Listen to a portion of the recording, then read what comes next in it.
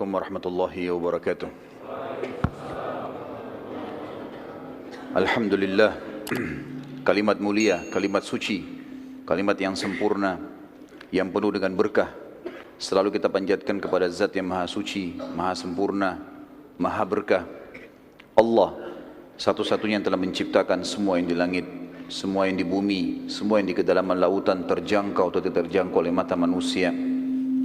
Zat yang maha sempurna, maha adil, maha kuat, tidak beranak dan tidak diperanakkan, dan tidak ada sekutu baginya dalam semua kegiatannya. Dia dengan kemahamurahannya telah menggantungkan segala kebutuhan kita untuk roda kehidupan di muka bumi ini dengan kalimat mulia, Alhamdulillah. Maka sangat wajar kalau kita selalu mengucapkan kalimat ini. Selanjutnya kita panjatkan salam hormat kita, salam penghargaan kita kepada manusia terbaik, manusia yang telah dipilih oleh Sang Pencipta Allah agar menjadi suri tauladan bagi seluruh manusia tidak terkecuali. Bahkan para jin pun menjadikannya sebagai suri tauladan. Manusia yang telah disempurnakan jalur nasabnya, ilmunya dan fisiknya oleh Sang Pencipta Allah, dan juga Sang Pencipta Allah bersama malaikatnya mengucapkan salam hormat kepada manusia terbaik ini dan dijadikan ibadah untuk orang-orang beriman. Maka sangat wajar kalau kita selalu membacakan salawat dan taslim kepada Nabi besar Muhammad sallallahu alaihi wasallam. Melanjutkan kajian sirah kita, dan sudah panjang lebar kita menceritakan dengan dua pertemuan perang yang mulia, perang yang punya pengaruh sangat besar dalam Islam, yaitu perang Badar. Dan kita akan masuk sekarang setelah kita rentet terakhir pertemuan kita beberapa kejadian antara perang Badar Ramadan tahun 2 Hijriah dengan perang Uhud yang terjadi tahun 3 Hijriah. Dan para ahli sejarah menyebutkan tentang sebab-sebab terjadinya perang Uhud. Paling tidak disimpulkan ada dua sebab. Yang pertama, kekalahan Quraisy di Badar. Dan ini merusak citra mereka di Jazirah Arab atau di depan para suku-suku Arab. Sehingga mereka tidak punya cara lain, pilihan lain untuk memperbaiki kecuali mengalahkan muslimin. Dan ini juga tergambarkan dari sumpahnya Abu Sufyan, yang pada saat itu setelah meninggalnya tokoh-tokoh Quraisy di Badar hampir semuanya, dan tinggal dua orang, kita sudah jelaskan sebelumnya, Abu Sufyan dan Abu Lahab, dan Abu Lahab pun sudah meninggal. Sehingga tertinggal Abu Sufyan sendiri di Mekah pada saat itu. Tentu belum masuk Islam, karena masuk Islamnya di masa pembebasan kota Mekah atau pembukaan kota Mekah. Yang kedua, penyebabnya adalah orang-orang Quraisy, sebagaimana dicatat dalam sejarah dan sebelumnya, sebelum sejarah histori atau sejarah yang dicatat oleh para ahli sejarah, Al-Quran juga sudah menceritakan kalau orang-orang Quraisy sangat tergantung perekonomiannya atau kota Mekah secara khusus itu dengan perdagangan dari negeri Syam. Sementara baginda Nabi SAW selalu berusaha membentuk pasukan-pasukan, baik beliau pimpin sendiri yang dikenal dengan Ghazwah, atau dipimpin oleh para sahabat dikenal dengan Ma'rakah, atau dipimpin dengan para sahabat yang jumlahnya di bawah 100 orang, di atas 3 orang, di bawah 100 orang, yang dikenal dengan Sariyah. Maka orang-orang Quraisy terganggu sekali karena mereka hidup memang dari negeri Syam. Sementara semua kafilahnya berusaha untuk diserang, walaupun ada beberapa kafilah yang sempat lolos. Maka paling tidak dua penyebab ini disebutkan oleh para ahli sejarah menjadi pemicu utama terjadinya perang Uhud. Nabi SAW atau sebelumnya Al-Quran menceritakan masalah itu ya, ketergantungan Quraisy pada perdagangan atau ekonominya Mekah dengan perdagangan ini dalam surah Quraisy. Surah nomor 104 ayat 1 sampai ayat 4. A'udzu billahi minasyaitonir rajim, li'ilafi Quraisy ilafihim rihlatash shita'i was-shaif falyabudu rabb hadzal bait alladzi at'amahum min ju'in wa amanahum min khauf. Karena kebiasaan orang-orang Quraisy, kata Allah, yaitu kebiasaan mereka bepergian untuk berdagang pada musim dingin dan musim panas. Kata ulama tafsir, musim panas mereka ke negeri Syam dan musim dingin mereka ke negeri Yaman untuk berdagang. Tapi kebanyakan mereka di musim dingin di Yaman mereka hanya pergi untuk rekreasi. Sementara musim panas ke negeri Syam mereka berdagang. Maka hendaklah mereka menyembah Tuhan pemilik rumah Ka'bah yang telah memberikan makanan kepada mereka untuk menghilangkan lapar dan mengamankan mereka dari ketakutan. Saksi bahasan kita firman Allah, rihlatas syita'i was saif.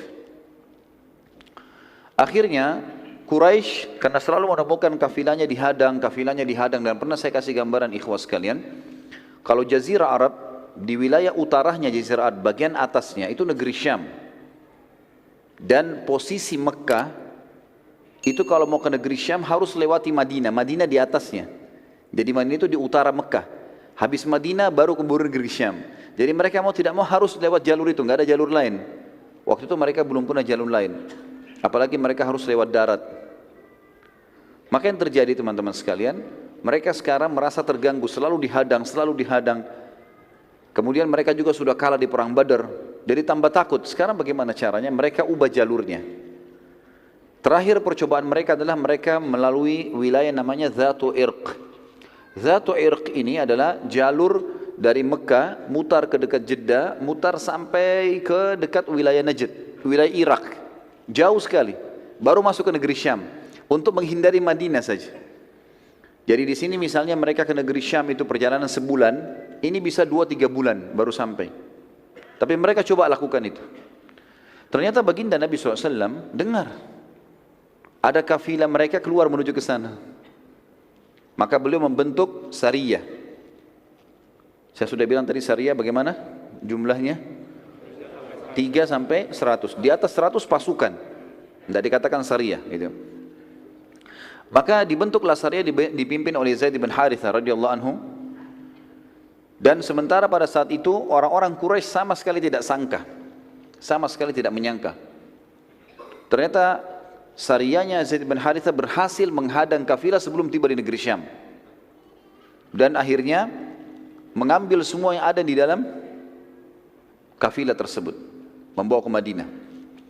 Abu Sufyan yang memimpin Mekah pada saat itu bersama dengan orang-orang Quraisy tidak pernah menyangka terjadi penyerangan ini, dan karena jalur ini pun jalur alternatif yang sudah sangat jauh diketahui muslimin, maka mereka akhirnya putus asa. Abu Sufyan akhirnya tidak ada jalan lain kecuali memotivasi masyarakat Mekah, kita harus selesaikan urusannya Madinah nih. Kalau enggak habis semua ini, ekonomi enggak bisa. Citra kita sudah rusak karena kalah. Harus kita kalahin. Motivasi sana sini terus menerus. Puncaknya adalah pada saat Abu Sufyan menyurati suku Ghatafan.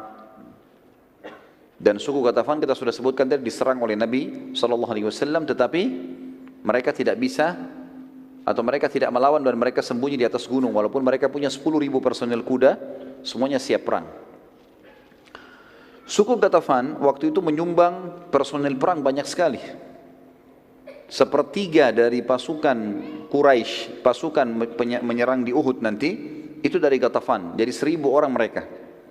2.000 yang lain, Abu Sufyan berhasil mengumpul dari berbagai kabilah-kabilah Arab, suku-suku Arab. Dan belum pernah, dalam sejarah disebutkan, belum pernah Quraisy memiliki pasukan sebesar ini. 3.000 orang personel perang. Selama ini 1.000 itu sangat luar biasa. 1.000 itu waktu menyerang Badar itu sudah dianggap pasukan intinya Quraisy, itu pun kalah. Teman-teman sekalian, pasukan ini akhirnya menuju ke Madinah. Dan yang terjadi, Nabi SAW mendengarkan kejadian tersebut. Perlu saya gambarkan sedikit teman-teman sekalian. Madinah, sebenarnya sekarang Uhud itu masuk wilayah Madinah ya, masuk wilayah haram maksud saya, wilayah haram. Di zaman Nabi SAW waktu masih hidup, Uhud itu di luar gerbangnya Madinah. Jadi dulu ada temboknya Madinah, itu ada pintu gerbangnya. Uhud itu di luarnya pintu gerbang itu.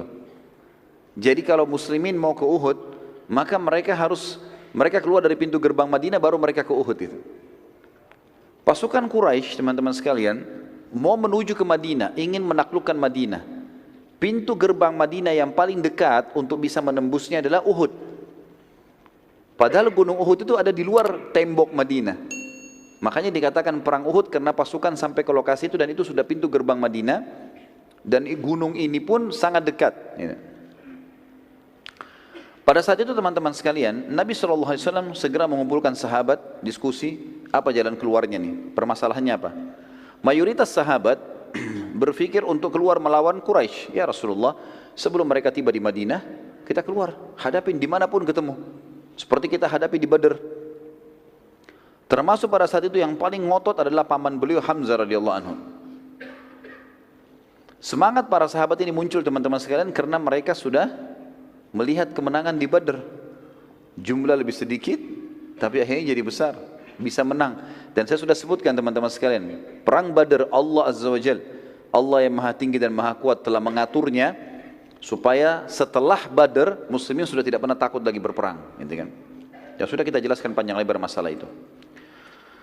Seorang sahabat dari Ansar yang bernama Anas bin Nadhr radhiyallahu anhu, yang kebetulan waktu itu tidak sempat hadir di perang Badr, ia mengatakan, dia berkata pada saat itu, waktu dengar Nabi SAW menyampaikan Quraisy akan menyerang, dia mengatakan, peperangan pertama Nabi SAW di Badr, aku tidak hadir.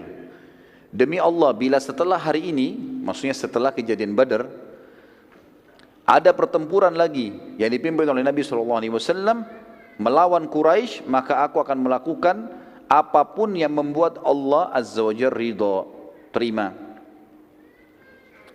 Pada saat itu Nabi SAW keluar ke Badr. Tentu kita ingatkan kembali, kenapa sahabat ini tidak ikut dan kenapa banyak sahabat tidak ikut? Karena Nabi SAW waktu itu hanya mengiklankan, siapa yang mau ikut silakan. Ini bukan mengatakan jihad, ayo pergi, nggak ada. Sehingga jadi wajib, pilihan. Siapa yang mau ikut silakan, kita mau menyerang kafilah Abu Sufyan, kan gitu. Makanya ada sahabat banyak yang luput pada saat itu. Anas bin Nadhr lalu memotivasi Nabi SAW. Dia terus mengatakan, ya Rasulullah, kita keluar melawan ya Rasulullah. Kami kehilangan kesempatan Badr, kami kehilangan kesempatan mati syahid. Terus dia motivasi Nabi SAW. Dia mengatakan, ya Rasulullah, ayo keluar. Dengan beberapa sahabat termasuk Hamzah. Sampai akhirnya Nabi SAW mengatakan, kalau pendapat saya, maka saya akan bertahan di Madinah. Kalau pendapat saya bertahan dalam benteng. Karena pasukan mereka besar dan sudah keluar. Kalau sampai pasukan muslimin dikalahkan di luar, mereka punya kesempatan, karena niatnya sudah mau masuk ke Madinah, punya kesempatan untuk masuk menguasai Madinah. Maka lebih baik kita tunggu saja di sini. Kita lebih kuat dalam benteng. Lalu Nabi SAW mengatakan, aku memilih bertahan di Madinah karena aku telah melihat mimpi. Itu perkataan Nabi SAW. Para sahabat mengatakan, ya Rasulullah, apa yang anda lihat?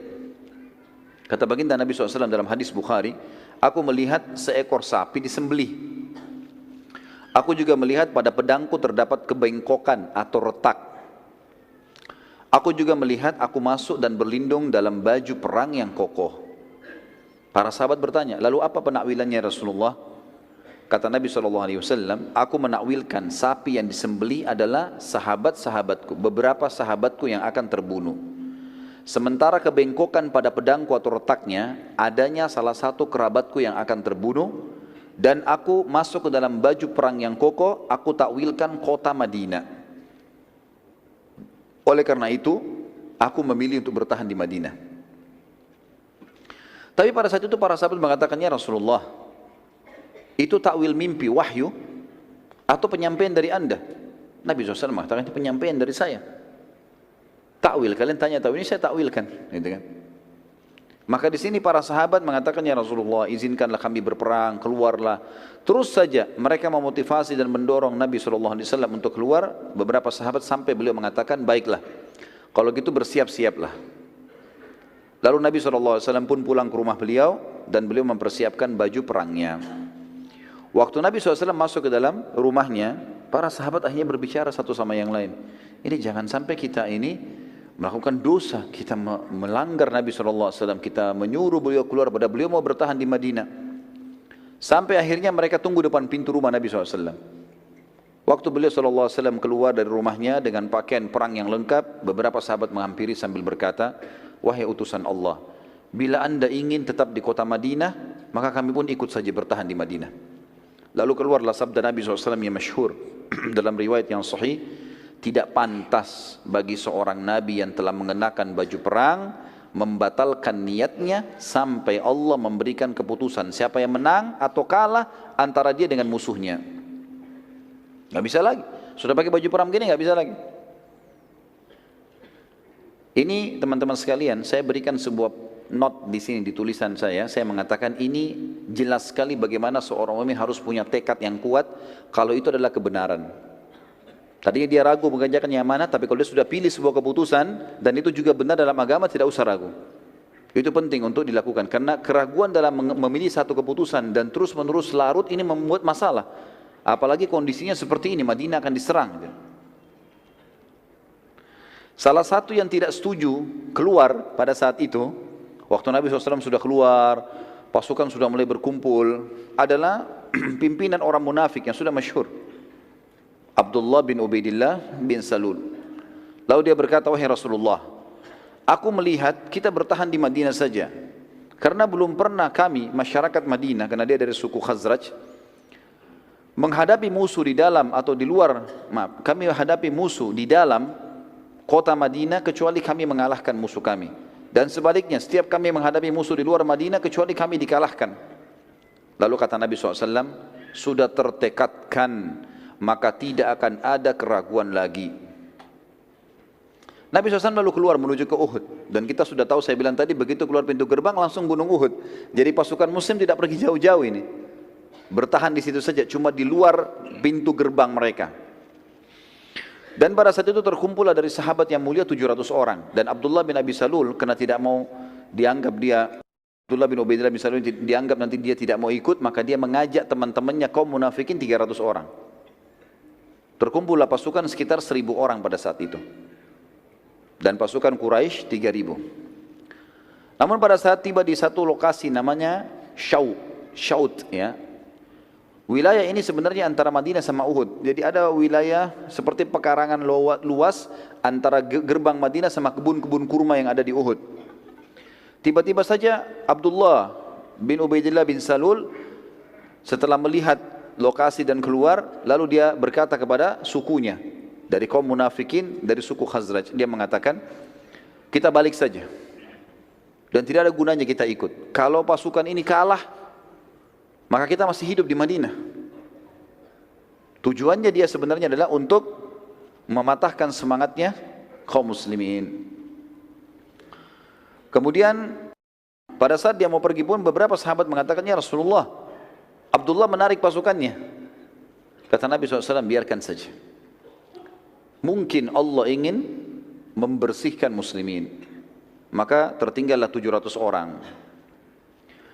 Pada saat 300 pasukan itu kembali ke Madinah, terdapat pula 2 suku dari Ansar, dari mukminin sempat ikut-ikutan ke Madinah karena terpengaruh oleh 300 pasukan tadi. Mereka adalah suku Salamah dan suku Harith. Sempat 2 suku ini juga mau ikut. Jumlahnya mendekati 100 orang. Banyak sekali. Sempat mau ikut, tapi mereka akhirnya kembali setelah dikejar dan dimotivasi kembali oleh seorang sahabat yang mulia bernama Abdullah bin Amr bin Haram, ayahnya Jabir bin Abdullah radhiyallahu anhu majma'in, sempat mengejar mereka dan mengingatkan besarnya pahala jihad di jalan Allah, terlebih lagi bersama Nabi SAW. Akhirnya kedua suku tadi kembali bergabung dengan muslimin. Sementara yang 300 bersama Abdullah bin Ubaidillah bin Salul tetap menolak, maka Abdullah pun akhirnya meninggalkan pasukan muslimin dan masuk ke Madinah, lalu kemudian mencela-cela pasukan muslimin dari atas benteng Madinah. Pasti kalian kalah, pasti kalian susah, pasti kalian begini, dengarlah. Seperti gitulah. Allah Azza wa Jalla menyebutkan kejadian tersebut dalam surah Al-Imran, surah nomor 3 ayat 122. A'udzu billahi minasyaitonir rajim. Idh hammat ta'ifatani minkum an tabshala wallahu waliyuhuma. An tabshala wallahu waliyuhuma wa 'alallahi falyatawakkalul mu'minun. Ketika 2 golongan daripadamu, yaitu Bani Salamah dari suku Khazraj dan Bani Harith dari suku Aus yang tadi mau ikut sama orang-orang munafik, ingin mundur karena takut, padahal Allah adalah penolong bagi kedua golongan itu. Karena itu hendaklah kepada Allah saja orang-orang mukmin bertawakal. Jabir bin Abdullah radhiyallahu anhu menanggapi ayat tersebut di atas seraya berkata, aku tidak menyesal karena kami dikalahkan di Uhud. Karena Allah Azza wa Jal, Allah yang maha suci dan maha tinggi, berfirman, sementara Allah lah wali mereka atau penolong mereka.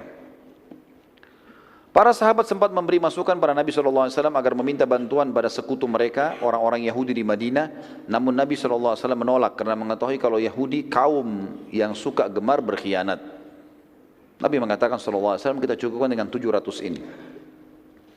Tiba di lokasi Uhud teman-teman sekalian, baginda Nabi SAW lalu kemudian mengatur strategi dengan para sahabat karena Quraisy belum tiba.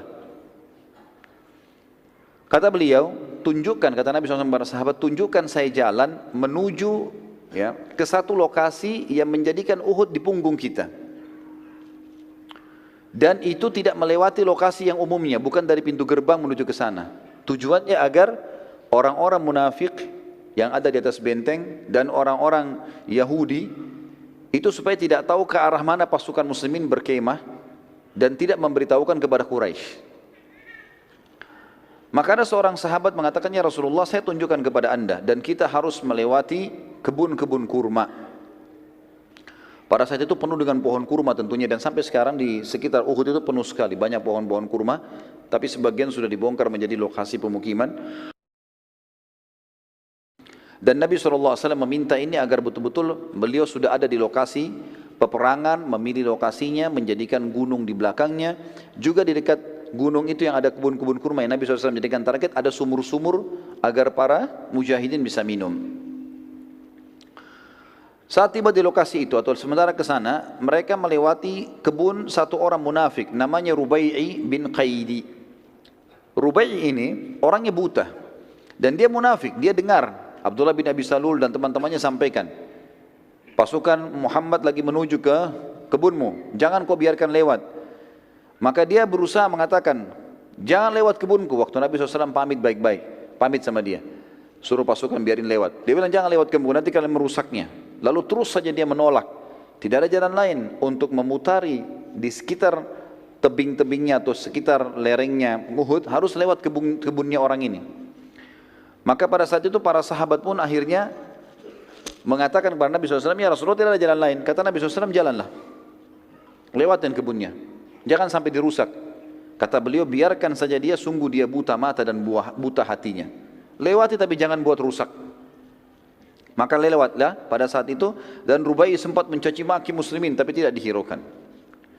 Nabi SAW saat selesai menyusun, tiba di lokasi yang diinginkan. Tentu kalau kita berada, biasanya kalau saya bimbing umroh teman-teman sekalian, di lokasi Uhud saya tunjukkan. Ada memang titik di mana pasukan pada saat itu tiba di sebelah pinggiran gunung Uhud. Ya. Dan itu memang kalau dilihat posisinya, Uhud di belakang dan Mekah di hadapan gitu. Posisinya pas seperti itu. Di sebelah kirinya pasukan itu ada Bukit Pemanah. Bukit Pemanah yang berada antara lokasi pasukan muslimin dengan gerbangnya Madinah. Nabi SAW memberi instruksi penting pada saat itu kepada para pemanah, keluar 50 orang, kalian harus ada di atas sana, dipimpin oleh Abdullah bin Jubair radhiyallahu anhu. Naik di atas sini, jangan tinggalkan bukit ini sampai ada instruksi dariku, walaupun kalian lihat pasukan menang atau kalah, pokoknya kita menang atau kita kalah, jangan tinggalkan bukit ini. Pesan. Baiklah, naik semuanya 50 orang. Dan pemanah zaman dulu teman-teman sekalian itu sama dengan sniper kita sekarang, ahli tembak. Bahkan kalau orang-orang yang mahir, mereka bisa melepaskan beberapa anak panah dengan satu tarikan, gitu kan? Dan itu kalau tepat sasaran dia bisa membunuh beberapa orang. Maka ini kekuatan muslimin di situ tadi. 50 orang ditaruh di Bukit Pemanah dan 650 bersama Nabi SAW. 649, 650 sama Nabi SAW. Allah Azza wa Jal menjanjikan bila sahabat bersabar dalam perang Uhud dan patuh pada perintah Nabi SAW. Ini janji Allah. Kalau mereka patuh, ikuti instruksi Nabi, akan membantukan 3.000 pasukan dari malaikat. Di Badr ada berapa malaikat? 1.000. Sudah kita jelaskan tadi. Ini 3.000 dijanjikan dari malaikat. Bahkan bila disiplin, mereka patuh, Nabi bilang serang, tidak, maka Allah janjikan menurunkan 5.000 malaikat. Jumlah orang kafir 3.000. Allah mau turunkan seimbang, jumlah kafir 3.000, malaikat 3.000. Di perang Badar jumlah kafir 1.000 turun 1.000, kan gitu. Tapi Allah janjikan untuk menenangkan muslimin, kalau kalian sabar, disiplin, patuh, 5.000 saya turunkan. Allah ceritakan dalam surah Al-Imran, surah nomor 3 ayat 123 sampai 125. A'udzu billahi minasyaitonir rajim. Wa laqad nasarakumullahu bi Badrin wa antum adhillah fattaqullaha la'allakum tashkurun. إذ تقول للمؤمنين ألن يكفيكم أن يمدكم ربكم بثلاثة آلاف من الملائكة منزلين بلى إن تصبروا وتتقوا ويأتوكم من فورهم هذا يمددكم ربكم بخمسة آلاف من الملائكة مسومين. Sungguh Allah telah menolong kalian dalam peperangan Badar. Waktu itu jumlahnya lebih sedikit, senjatanya lebih sederhana. Padahal kamu pada saat itu adalah orang-orang yang lemah. Karena itu bertakwalah kepada Allah supaya kalian atau kamu mensyukurinya. 1, 2, 3-nya. 1, 2, 4-nya. Ingatlah, ketika kalian mengatakan atau kamu berkata, hai Muhammad, kepada orang-orang mukmin, apakah tidak cukup bagi kalian Allah membantu dengan 3.000 malaikat yang diturunkan dari langit? Ayat 125, ya pasti sudah cukup. Tapi ketahuilah, jika kalian sabar, kalian bersiap siaga, disiplin, patuh, Allah menjanjikan loh, mereka Allah akan mendatangkan, dikatakan dan jika kalian bersabar dan bersiap siaga dan mereka datang menyerang kalian dengan seketika pun, niscaya Allah akan menolong kalian dengan 5.000 malaikat yang memakai tanda-tanda. Kata ulama tafsir yang dimaksud di sini adalah kalau para sahabat mematuhi tidak satu pun melanggar titah Nabi SAW, pasti menang. Seperti itulah.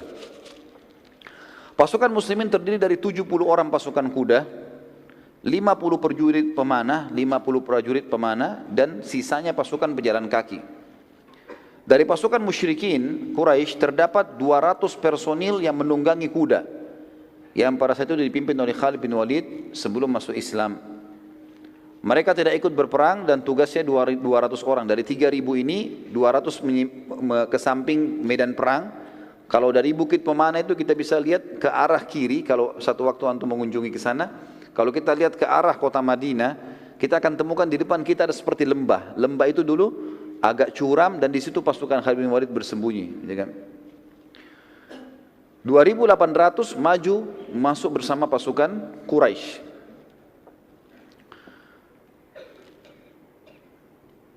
Mereka tidak ikut berperang Khalid bin Walid tentunya dan memantau peperangan dari jauh dan mencoba melihat kekuatan muslimin ada di mana. Tetapi posisi pasukan 50 Khalid bin Walid ini, pasukan Khalid bin Walid yang 200 diketahui oleh 50 pemanah Nabi SAW. Maka Abdullah bin Jubair sempat mengatur strategi di atas 50 orang ini dibuat melingkari gunung. Bukit Pemanah dibuat melingkari sehingga mereka bisa memanah ke seluruh penjuru. Termasuk ke pasukan 200 orang ini, kalau mereka coba maju menyerang muslimin dari belakang. Kita dengarkan ada subjudul teman-teman sekalian tentang motivasi perang Nabi SAW untuk para sahabat. Dan ini termasuk sunnah Nabi SAW. Setiap kali pasukan sudah berhadapan, supaya jiwa-jiwa siap untuk berperang dimotivasi. Dan kita sudah dengar bagaimana motivasi Nabi SAW di Badar. Sekarang kita lihat motivasi Nabi SAW di Uhud. Di antaranya adalah kalau di tulisan saya berikan huruf A, artinya ada beberapa pilihan. Yang pertama kisah anak-anak yang ikut perang. Anak-anak di sini maksudnya adalah dianggap umur yang masih sangat muda. Dalam pasukan muslimin terdapat anak-anak yang masih kecil yang juga ikut berperang dari dalam kota Madinah dan sempat tiba di medan perang. Namun Nabi SAW memilah mereka.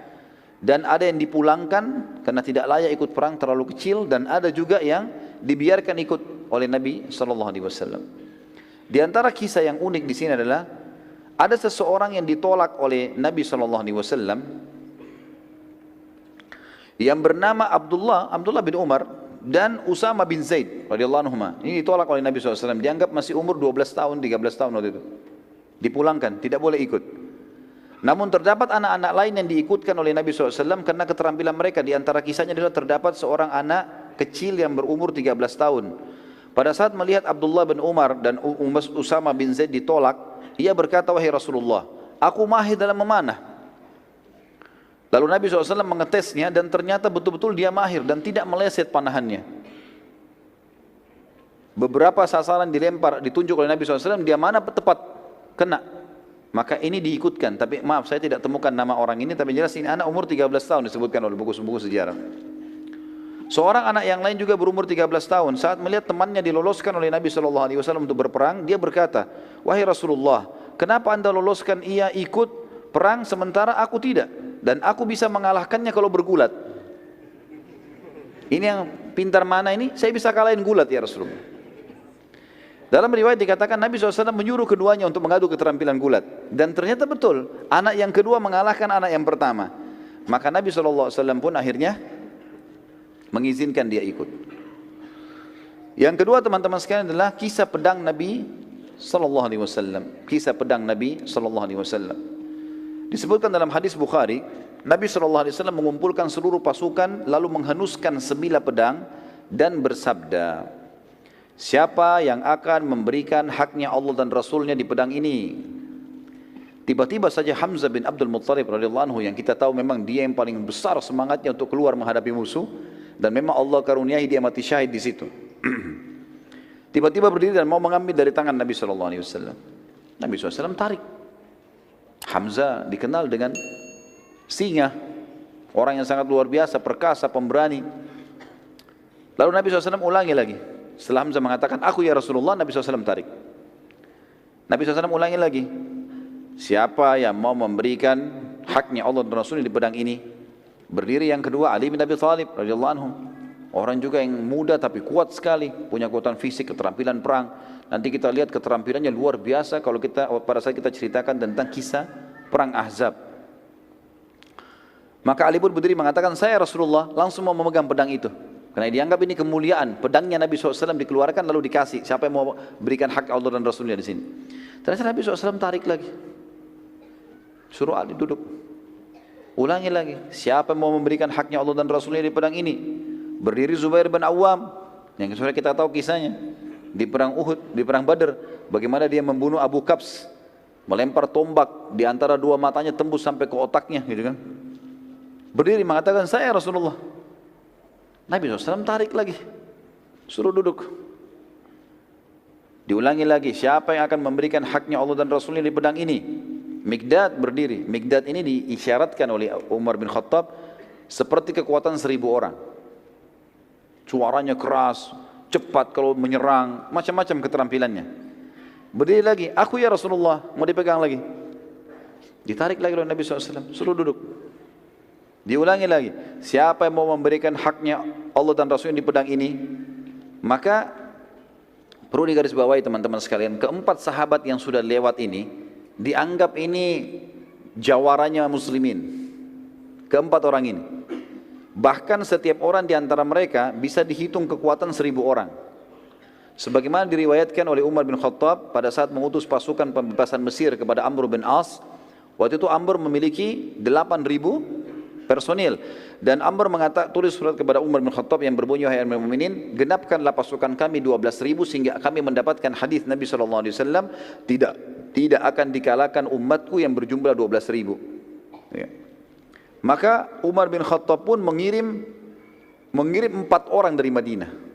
Kan jumlahnya 8.000 kan? Butuh berapa ribu sekarang? Untuk 12.000. Butuh 4.000. Umar bin Khattab kirim 4 orang, bukan 4.000. Yang dikirim itu adalah diantaranya Mikdad, yang ini. Diantaranya Zubair bin Awam, diantaranya Sa'ad ya, bin Abi Waqqas. Ya, ini dikirim. Maka mereka punya kekuatan yang luar biasa. Maka setelah keempat sahabat ini ditolak, dan Nabi SAW masih ulangi, siapa mau memberikan haknya Allah dan Rasul di pedang ini, mereka saling lihat satu sama lain, kira-kira siapa nih? Ada satu sahabat mulia, pintar, cerdas orang ini, yang kita kenal dengan Abu Dujana, Syammah radhiyallahu anhu. Beliau mengatakan, ya Rasulullah, apa haknya Allah dan Rasulnya di pedang itu? Ini yang Nabi tunggu ini. Jangan main langsung ambil. Tanya dulu untuk apa ini? Apa haknya? Bukan main ambil terus mau diapain pedangnya? Ya. Maka Nabi SAW mengatakan kalimat yang mulia teman-teman sekalian. Dan ini kita bisa lihat bagaimana rahmatnya Nabi SAW bagi kafir zimmi. Orang-orang kafir yang di bawah naungan pemerintah Islam. Beliau toleransi, beliau memaafkan, beliau memberi. Tapi di medan perang beda lagi sama kafir harbi ini. Tegas sekali beliau mengatakan, engkau mengambil pedang ini dan engkau menghantamkan pada musuhmu pakai perang sampai bengkok.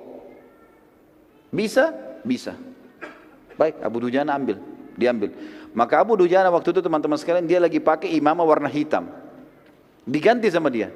Ganti imamah warna merah. Dan imamah merah ini adalah tanda saya siap mati.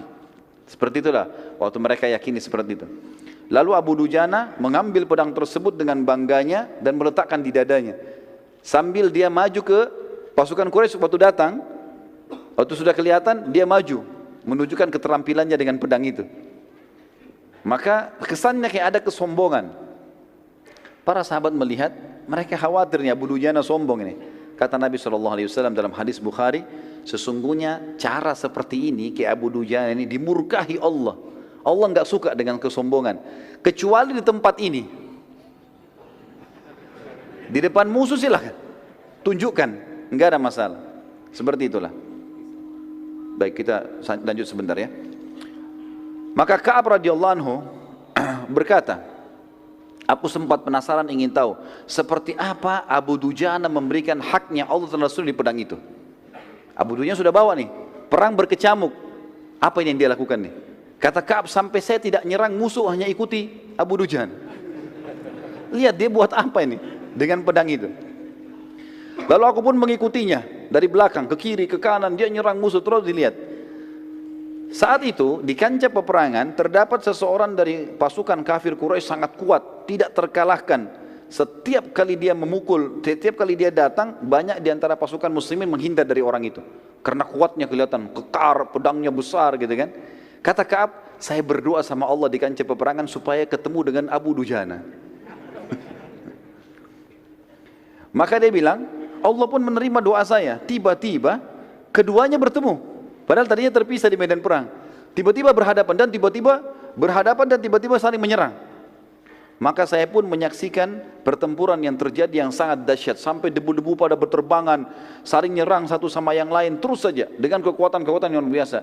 Abu Dujana dipukul, dia tangkis sama perisainya. Abu Dujana menyerang, orang itu juga menangkis. Terus, sampai debu berterbangan sana sini. Kata beliau, sampai akhirnya Abu Dujana pada saat itu saling pukul dengan sangat keras. Maka perisai Abu Dujana lepas dan pedang orang kafir itu melengket dan Abu Dujana juga menghantam perisai musuh pecah. Akhirnya kena si kafir, terbelah bagian kepalanya, mati. Gitu kan? Abu Dujana rupanya dengan hikmah Allah ini dia tahu kalau Ka'ab ada di belakangnya. Begitu selesai dia bunuh orang kafir, dia mengatakan, dia balik ke arah Ka'ab, wahai Ka'ab, apa pendapatmu? Dari tadi ini kau tunggu, apa pendapatmu sekarang? Maka akhirnya Ka'ab pun mengatakan, engkau telah memberikan haknya dan Rasulnya. Dan di sini teman-teman sekalian, tidak masuk dalam masalah sombong di sini. Tidak masuk. Fa'amma binikmati rabbika fahaddits, masuk dalam firman Allah di sini. Dia melakukan apa yang Allah Rasul perintahkan, maka dia bisa mengatakan, saya sudah melakukan. Sudah lihat kan saya sudah lakukan? Gitu. Seperti itulah ya. Bagaimana hajimu kemarin? Ya saya sudah coba lakukan semaksimal mungkin. Enggak ada hubungannya dengan riya, kecuali dia niat untuk itu. Jadi harus dibedain mana yang boleh, mana tidak boleh. Maka di sini Abu Dujana tidak sama sekali hubungannya dengan riya, tapi beliau tunjukkan karena ini orang yang mau lihat nih, saya sudah kasih haknya. Sampai kalau bukan pedang ini bengkok, kepalanya dia yang bengkok gitu kan. Allahu a'lam. Baik, kita lanjutkan sebentar insyaallah dengan kisah-kisah yang lain. Subhanakallahumma bihamdika asyhadu an la ilaha illa anta astaghfiruka wa atubu ilaik. Assalamualaikum warahmatullahi wabarakatuh. Assalamualaikum warahmatullahi wabarakatuh. Alhamdulillah, wassalatu wassalamu ala Rasulillah. Segala puji bagi Allah Subhanahu wa taala, juga salawat dan taslim kepada Nabi besar Muhammad sallallahu alaihi wasallam. Tadi sudah kita ceritakan tentang kisah bagaimana Abu Dujana Syammah ibn Harith radhiyallahu anhu memberikan hak pedang yang diberikan oleh Nabi sallallahu alaihi wasallam yang menuntut haknya Allah dan Rasulnya di situ. Kisah yang lain teman-teman sekalian, kisah yang terjadi di perang Uhud yang tidak bisa luput dari seorang beriman adalah kisah sahabat yang mulia Handalah radhiyallahu anhu. Handalah radhiyallahu anhu adalah seorang sahabat yang menikah di hari Jumat malam. Menikah di hari Jumat malam. Dan perang Uhud terjadi di Sabtu pagi, di waktu duha. Handalah radhiyallahu anhu menikah malam itu, kemudian memang dia belum bergaul, dia belum menggauli istrinya. Dia sempat ikut berjamaah sholat subuh bersama Nabi SAW. Pada saat dia pulang, dia untuk menggauli istrinya, sehingga dia dalam keadaan junub. Baru saja dia selesai bergaul dengan istrinya, masih dalam keadaan junub, belum mandi, terdengar panggilan seruan dari utusan Nabi SAW kepada seluruh muslimin di Madinah, jihad, jihad. Dan panggilan seperti ini berarti wajib bagi laki-laki muslim untuk ikut. Maka dia pun tidak menunggu, langsung saja dia keluar dalam kondisi masih junub, bergabung dengan pasukan muslimin. Waktu bergabung dengan pasukan muslimin, salah satu korban di Uhud yang mati syahid. Sebenarnya bukan kita katakan korban ya, justru ini kemenangan. Karena hakikat dari seorang muslim ikut jihad adalah mati syahid. Kedua baru menang. Jadi dia tidak kenal namanya kalah. Kalau dia terbunuh itu target utamanya kena masuk surga tanpa hisab. Kalau dia menang adalah target yang kedua. Hanzalah radhiyallahu anhu adalah salah satu sahabat yang dikaruniai oleh Allah syahadah, mati syahid. Waktu jenazahnya ditemukan setelah selesai perang Uhud, maka Nabi SAW waktu melihat ke arahnya mengalihkan pandangan matanya. Lalu kemudian para sahabat bertanya, ya Rasulullah, ada apa dengan Hanzalah? Kenapa anda alihkan pandangan anda? Ada dua riwayat. Yang pertama kata Nabi SAW, aku melihat istrinya dari bidadari menjemputnya. Riwayat yang lain adalah, aku melihat para malaikat memandikannya. Karena dia dalam keadaan junub, maka dimandikan oleh para malaikat sampai keluar julukannya Ghasilul Malaikah. Orang yang dimandikan langsung oleh malaikat. Dan di sini teman-teman sekalian pelajaran penting. Setiap kali ada janji Allah dan Rasulnya dari dalil Al-Quran dan Sunnah, setiap muslim tidak boleh ragu sedikit pun, apapun itu sifatnya, apapun. Allah dan Rasulnya bilang bersedekah itu pasti kaya, maka tidak boleh kita ganti dengan konsep yang lain. Tidak usah ragu sama sekali. Kalau orang mukmin memahami sebenarnya, dia kalau sedekah misalnya adalah sama dengan dia sedang investasi dan Allah balas minimal 10 kali, apa yang membuat dia ragu melakukannya? Salah satu ciri khasnya sahabat di situ. Apa yang Allah dan Rasulnya sampaikan benar, yang lain salah. Selesai urusannya. Enggak perlu lagi dinegosiasi. Allah Rasulnya bilang salah, haram haram, halal halal, kerjakan kerjakan, jangan kerjakan jangan kerjakan. Walaupun semua dunia, keluarganya, istrinya, anaknya, suaminya benci, dia nggak peduli. Sudah semuanya diseberikan. Seperti itulah kurang lebih. Dan ini terjadi pada Hanzalah. Bayangkan teman-teman kalau kita baru menikah seperti ini. Dengan wanita yang dia cintai, dia menikah. Baru selesai hubungan biologis yang pertamanya dalam rumah tangga. Belum sempat mandi junub, panggilan jihad. Kita nggak usah jauh-jauh bicara jihad. Antum sekarang kalau malam pertama, kira-kira subuh di masjid nggak? Hah? Ada yang tanya ke saya itu di pengajian. Ustadz, apa hukumnya tidak sholat subuh di masjid kalau malam pertama? Saya bilang dosa ini. Nggak ada udurnya. Tapi lihat Hanzalah bukan cuma salat subuh, bukan ini jihad, pergi berperang, mati terbunuh. Padahal dia waktu masih dari hari pertama menikmati pernikahannya. Kalau pernikahan saja bisa ditinggalkan teman-teman, apalagi kalau cuma makanan, minuman, pekerjaan, pendidikan, semua ini nggak ada lagi. Kalau sudah ada suruhan dari Allah dan Rasulnya. Ingat pesan saya tadi, setiap nasihat syar'i, agama yang datang masuk telinga kanan, diapakan? Tutup yang kuping kirinya ini, supaya jangan keluar. Ya. Jangan masuk sini keluar sini. Saya datang lagi bulan depan tanya lupa. Tapi kayaknya kalau kisah Hanzalah nggak lupa deh. Terutama yang laki-laki. Dan kisah mereka teman-teman, kisah para salihin, para salaful ummah yang sampai kepada kita ini bukan hanya sekedar untuk dikenang dan didengar ya. Tapi Allah Azza wa Jalla sampaikan kepada kita untuk dijadikan sebagai ibrah, pelajaran. Ini loh ada orang sebelum kamu begini, disampaikan kisahnya ke kita. Ini 1400 tahun yang lalu ini. Sampai kepada kita di malam ini teman-teman di sini. Dan itu saja, kita tidak menghadiri saja, kita bukan Hanzalahnya.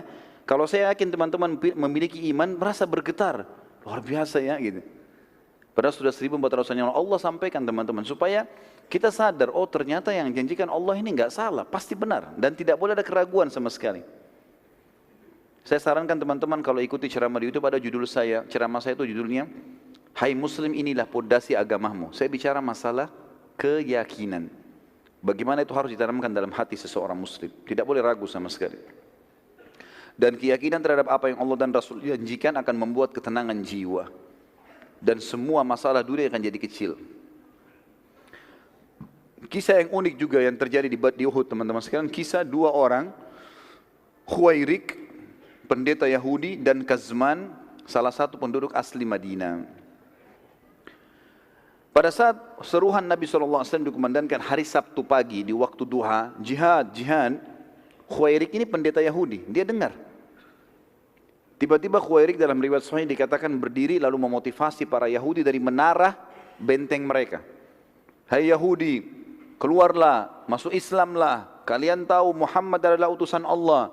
Demi Allah kalian membaca dalam kitab kalian Taurat, ciri-cirinya disebutkan nenek moyang kalian hijrah ke Madinah gara-gara Nabi ini. Sekarang dia kumandangkan jihad, mati masuk surga. Keluarlah. Pendeta yang panggilin, pendeta mereka. Apa jawaban orang Yahudi? Hai Khuwairik, hari Sabtu. Hari Sabtu hari raya, enggak boleh perang, enggak usah perang, enggak boleh apa-apa. Agama kita. Khuwairik tahu Taurat. Apa kata Khuwairik? Tapi ada dalam kitab Taurat isi ayat yang diperintahkan kepada Musa alaihissalam, karena nabi-nabi sebelum Nabi Muhammad SAW hidup sezaman, seperti Nabi Musa alaihissalam sezaman dengan mertuanya Syuaib alaihissalam. Dalam salah satu ayat Taurat itu ada isinya, kalau Musa alaihissalam berdakwah di Mesir sama Palestina, bila di wilayah lain ada nabi yang Musa tahu itu, Musa beritakan itu nabi, kemudian dia panggil jihad, yang di sini harus bantu yang di sana. Baiklah, kalian tidak beriman pada Muhammad, tapi kalian tahu dia nabi, Yahudi semua tahu. Ikuti ayat Taurat, bantu dia, minimal bantu. Sama jawabannya, kami enggak mau ini hari Sabtu, orang enggak boleh perang hari Sabtu, hukum Taurat, alasan. Macam-macam. Kata Khuwairik, kalau begitu saya sendiri akan pergi. Dia jalan sendiri dari benteng Yahudi menuju ke masjid Nabi SAW, waktu Nabi lagi susun pasukan. Lalu dia mengatakan, ya Rasulullah, bukan lagi panggil nama Nabi SAW, karena orang Yahudi suka kurang ajar, panggil nama Nabi SAW gitu kan. Dia mengatakan langsung, ya Rasulullah, asyhadu an la ilaha illallah wa anna Muhammad Rasulullah. Langsung syahadat, gak pakai tanya-tanya apa-apa ini. Nabi SAW sambut dia. Dia mengatakan, ya Rasulullah, saya ingin ikut berperang. Kata Nabi SAW, bergabunglah dengan pasukan muslimin. Sudah selesai, ikut perang. Waktu berkecamuk perang teman-teman sekalian, rupanya Khuwairik dibunuh oleh orang Quraisy, mati. Waktu Nabi SAW kumpulin jenazah muslimin, ada jenazahnya Khuwairik. Nabi SAW senyum waktu lihat jenazahnya. Para sahabat mengatakan, kenapa ya Rasulullah? Ini seperti kasus tadi Hanzalah, tapi ini berbeda. Kata Nabi SAW senyum, kalau siapapun yang ingin melihat penghuni surga belum pernah sujud sekalipun, ini orangnya. Ini orang baru syahadat di waktu duha. Duhur kan belum masuk ya. Sebelumnya subuh dia belum ada kewajiban, masih dalam keadaan Yahudi. Duhur belum tiba wajib, dia meninggal di waktu duha, baru syahadat, berapa jam kemudian mati syahid. Siapa yang ingin melihat penghuni surga yang belum pernah sujud sekalipun, ini orangnya. Kebenaran agama Islam. Siapapun yang syahadat, asal dia tulus masuk surga. Kisah yang lainnya, dan saya satukan dalam tulisan saya adalah Kazman. Siapa Kazman ini? Ada satu orang dari Ansar, dia sudah ucapkan syahadat Muslim. Orangnya pemberani.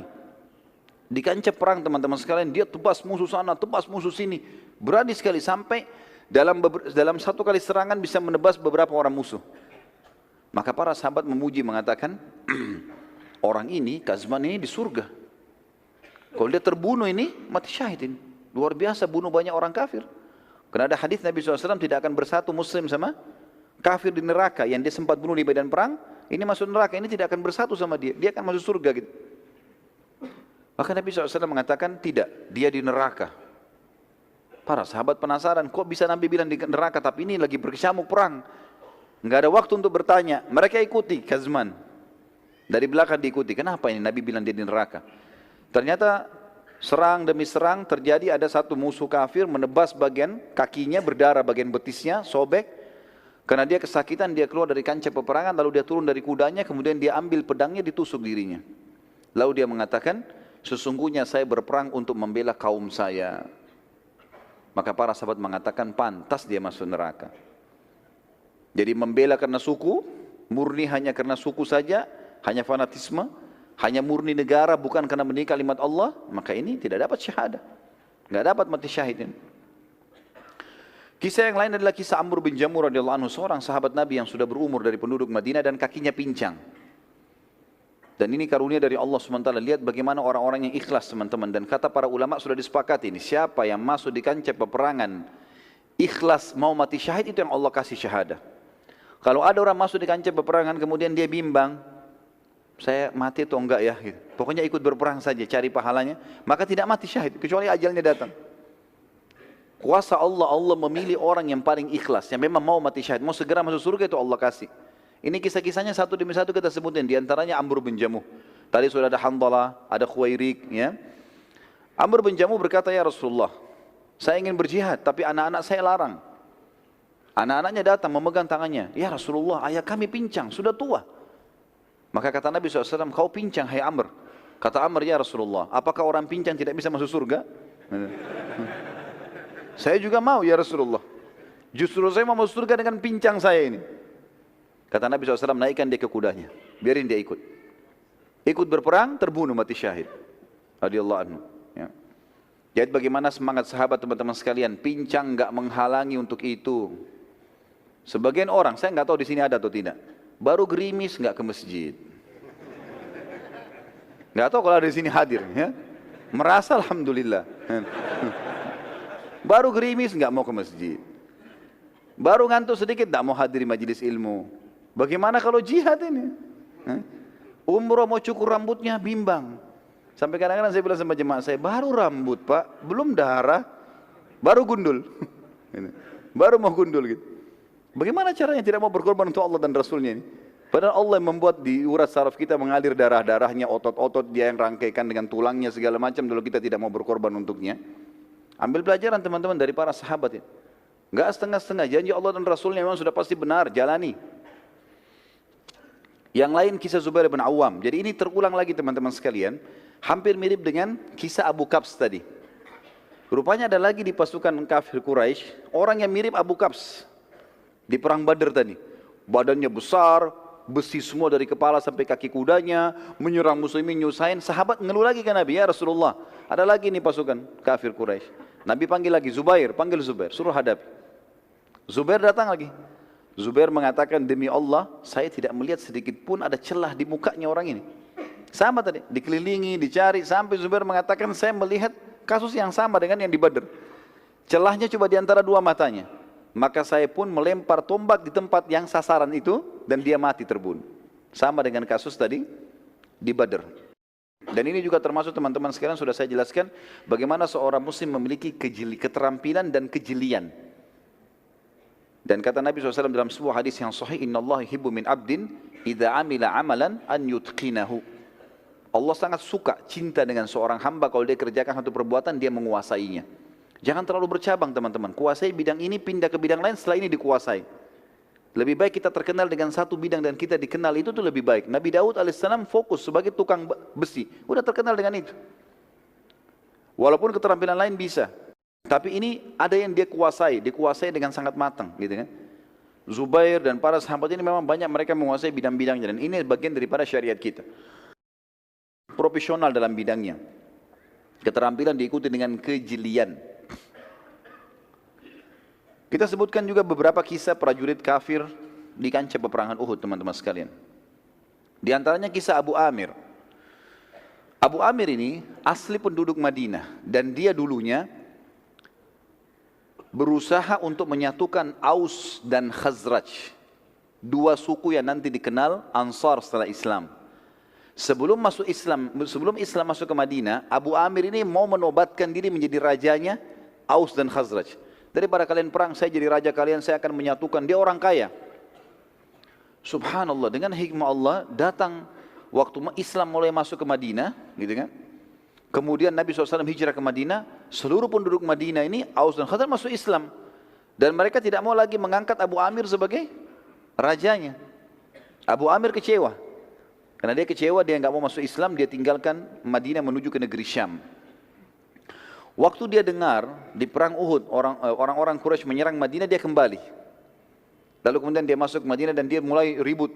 Dia mengatakan kepada muslimin waktu itu orang Madinah, Ngapain kalian ikuti Muhammad? Ikuti saya. Saya dari suku kalian, Muhammad pendatang. Saya akan membuat Quraisy pulang, tidak jadi menyerang kalian. Tapi nggak ada satupun orang yang mau ikuti dia ini. Nggak ada yang dengar, orang sudah tahu, sudah masuk iman dalam hatinya, sudah tahu kalau ini benar. Mana mau didahulukan dia dari Nabi SAW? Nggak mungkin. Dia sakit hati, dia keluar. Kemudian dia sempat membuat beberapa lubang di lokasi peperangan. Tapi dengan hikmah Allah, lubang ini dia buat, dia tidak tahu kalau Nabi akan ke situ, tapi dia perkirakan di tempat yang nanti pasukan muslimin terdesak, di situ yang dibuat lubang oleh Abu Amir. Digali lubang cukup dalam, satu orang kalau injak dia akan jatuh. Kurang lebih ukuran 2 orang laki-laki berdiri, gitu kan? Jadi susah untuk keluar dan sempit. Itu ditutup dengan pelapa-pelapa kurma.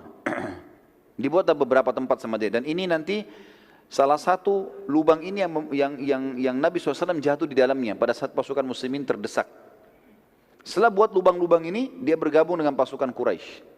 Dia bergabung dengan pasukan Quraisy, tapi akhirnya dia juga terbunuh bersama dengan pasukan Quraisy. Ini diantara kisah salah satu orang kafir yang perlu ditahu namanya, karena dia bergabung dengan pasukan Quraisy. Yang lain adalah Jubair ibn Mut'im. Ini juga salah satu tokoh Quraisy. Dia memiliki budak yang kita sudah tahu namanya Wahsy. Dan dia kebetulan paman Jubair itu dibunuh oleh Hamzah di Badr. Pamannya dibunuh oleh Hamzah di Badr. Maka dia bilang, hai Wahsy, kalau kau bisa membunuh Muhammad atau membunuh pamannya Hamzah yang telah membunuh pamanku, kau bebas. Enggak jadi budak lagi. Mendengar perkataan ini, Hindun binti Utbah, istrinya Abu Sufyan, berkata juga kepada Wahsy, hai Wahsy, kalau kau bisa bunuh Hamzah, dia telah menjadi penyebab terbunuhnya ayahku Utbah bin Rabi'ah. Kan itu ada terbunuh 3 orang pada saat duel awal perang Badr kan.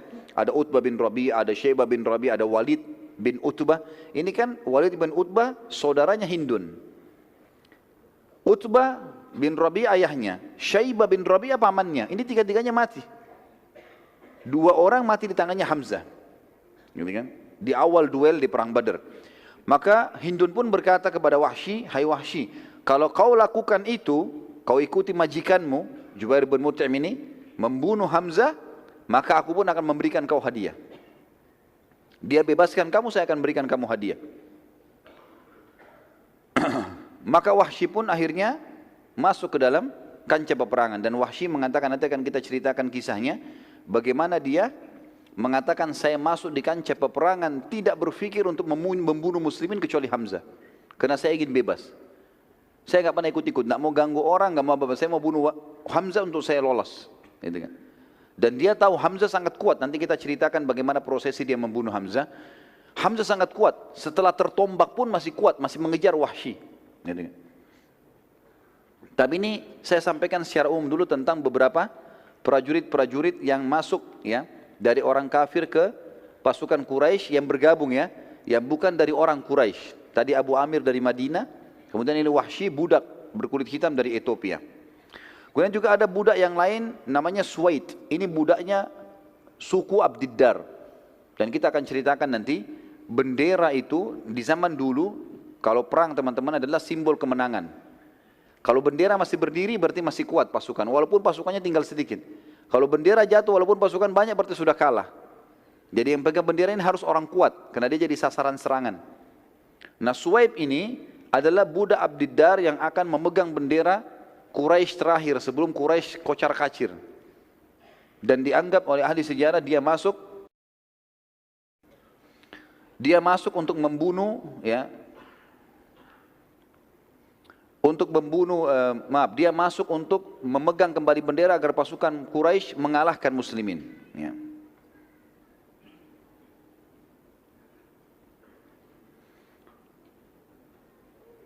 Sekarang kita ceritakan teman-teman sekalian subbahasan bagaimana awal kecamuk peperangan sehingga muslimin menang, dan bagaimana akhirnya berbalik muslimin kalah di perang Uhud. Dan ini perlu dijelaskan dan disatukan dalam sebuah subjudul supaya orang mengenang memang awalnya menang dan akhirnya dikalahkan, tapi nanti akan ada kemenangan lagi. Masih satu rentetan. Ya. Karena banyak orang cuma mengatakan di Uhud muslimin kalah. Simple seperti itu saja. Enggak dijelasin kalau sebenarnya mereka menang awalnya. Awal kemenangan muslimin, kita jelaskan ceritanya. Pada zaman dahulu tentunya saya bilang tadi bendera adalah simbol kemenangan. Kalau masih ada berarti menang. Kalau tidak ada berarti kalah. Seperti itulah. Maka ada 3 orang sahabat yang mulia namanya Hamzah bin Abdul Muttalib masyhur, kemudian Ali bin Abi Thalib, ponakannya sendiri, dan Asim bin Thabit.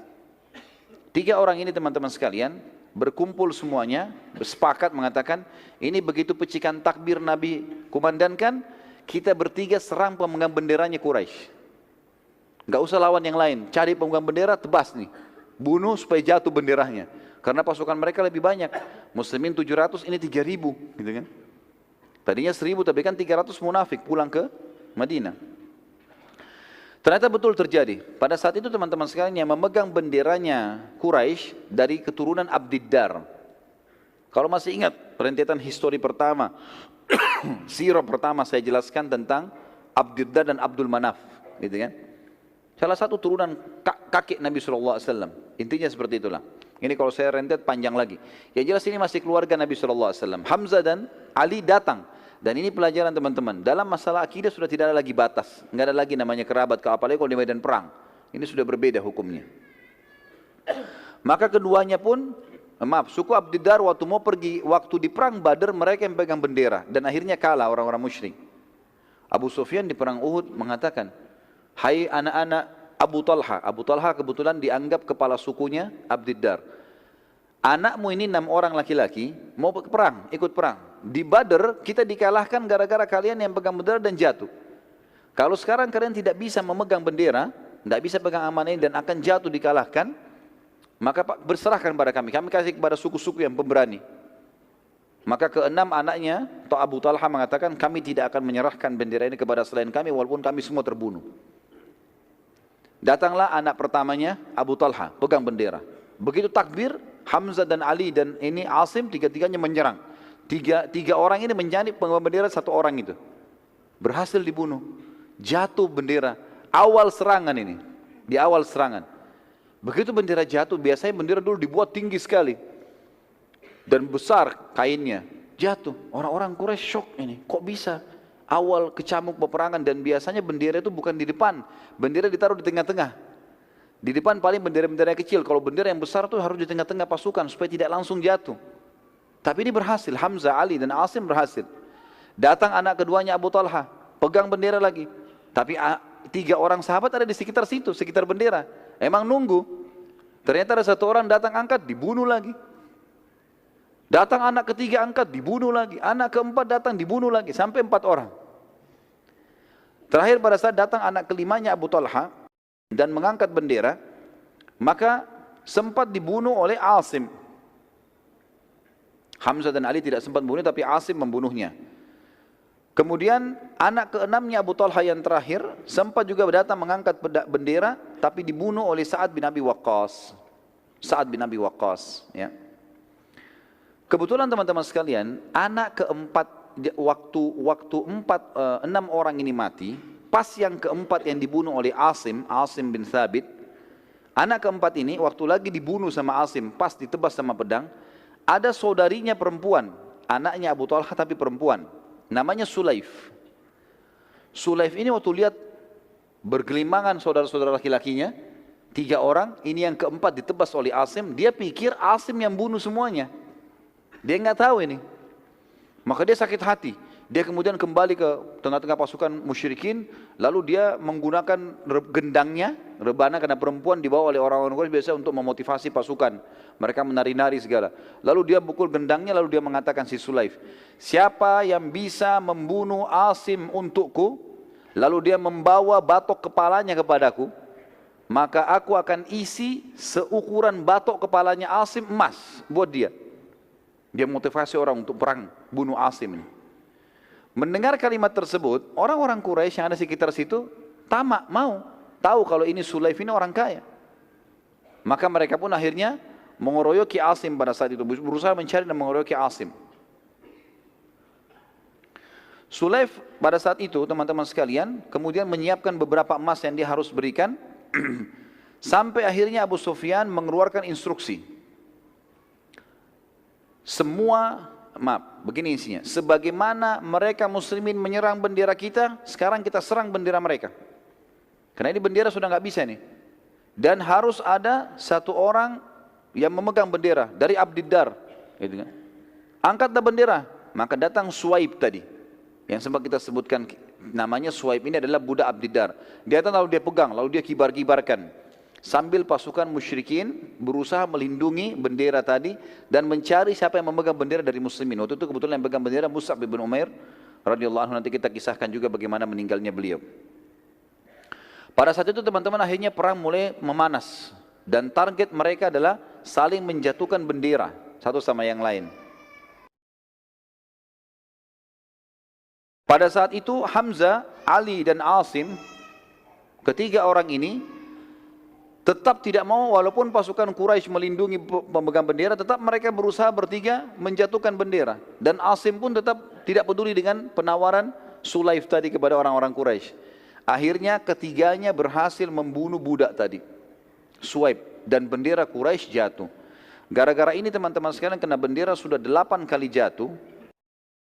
Dan Suwaib waktu jatuh, ditusuk oleh 3 orang sahabat ini, sempat jatuh. Dia terpotong tangannya kanan, dia pegang bendera dengan tangan kiri, terpotong tangan kiri, dia pegang dengan tangan kanannya, sampai ditebas, dia jatuh pun ke tanah, dia masih pegang bendera itu. Dia masih berusaha jepit, sampai Sa'ad bin Abi Waqqas datang dan membunuhnya. Pada saat itu, Sa'ad bin Abi Waqqas tentunya membunuhnya bukan dengan pedang, bukan datang ke dia membunuhnya, tapi dari jarak jauh, Nabi SAW melihat pemegang bendera, Suwaib sekarang, dan Hamzah, Ali dan Asim lagi mengeruyuinya. Begitu dia jatuh, dia masih pegang bendera. Kata Nabi SAW, diambil anak panah kepada Sa'ad, hai Sa'ad, lemparlah, panahkan dengan taruhan ibu dan ayahku. Ini biasanya orang Arab ucapkan, ini bukan sumpah ya. Artinya, posisimu aku posisikan sebagaimana aku hormati kedua orang tuaku. Biasanya orang Arab kalau mau memohon dengan ucapkan kalimat itu. Maka Sa'ad mengatakan, aku belum pernah melihat ada orang yang mengucapkan kedua kalimat ini. Artinya Nabi SAW mengatakan, aku memposisikan kamu, ya, menghormati kamu sebagaimana aku hormati kedua orang tuaku, kecuali aku. Maka aku pun melepaskan anak panah dan akhirnya Suwaib mati terbunuh. Waktu mati terbunuh teman-teman, bendera Quraisy jatuh. Hamzah, Ali dan Asim sengaja menginjakkan kuda mereka di bendera Quraisy. Dan akhirnya tidak bisa lagi ada Quraisy yang mendekat. Setiap mendekat diserang, setiap mendekat diserang. Akhirnya kocar kacir semuanya. Pasukan Quraisy kocar kacir pada saat itu. Jadi saking kocar kacirnya, ya, pada saat itu teman-teman sekalian, sampai muslimin mengatakan, kami menyaksikan di perang Uhud yang hadir ya, seluruh pasukan Quraisy, ribuan orang itu semuanya berlari, meninggalkan harta mereka, meninggalkan kuda mereka, sampai-sampai mereka meninggalkan kaum wanita mereka yang ikut-ikutan lari bersembunyi di belakang pohon-pohon kurma dan di gunung-gunung atau bukit-bukit. Padahal itu sebenarnya aib besar bagi mereka ya kalau meninggalkan kaum wanita. Setelah kejadian tersebut teman-teman sekalian, kita sekarang melihat bagaimana kekalahan muslimin. Sudah menang nih sekarang. Sudah kocar-kacir semua. Sampai beberapa sahabat menceritakan, kami melihat kancah peperangan kosong, enggak ada apa-apa.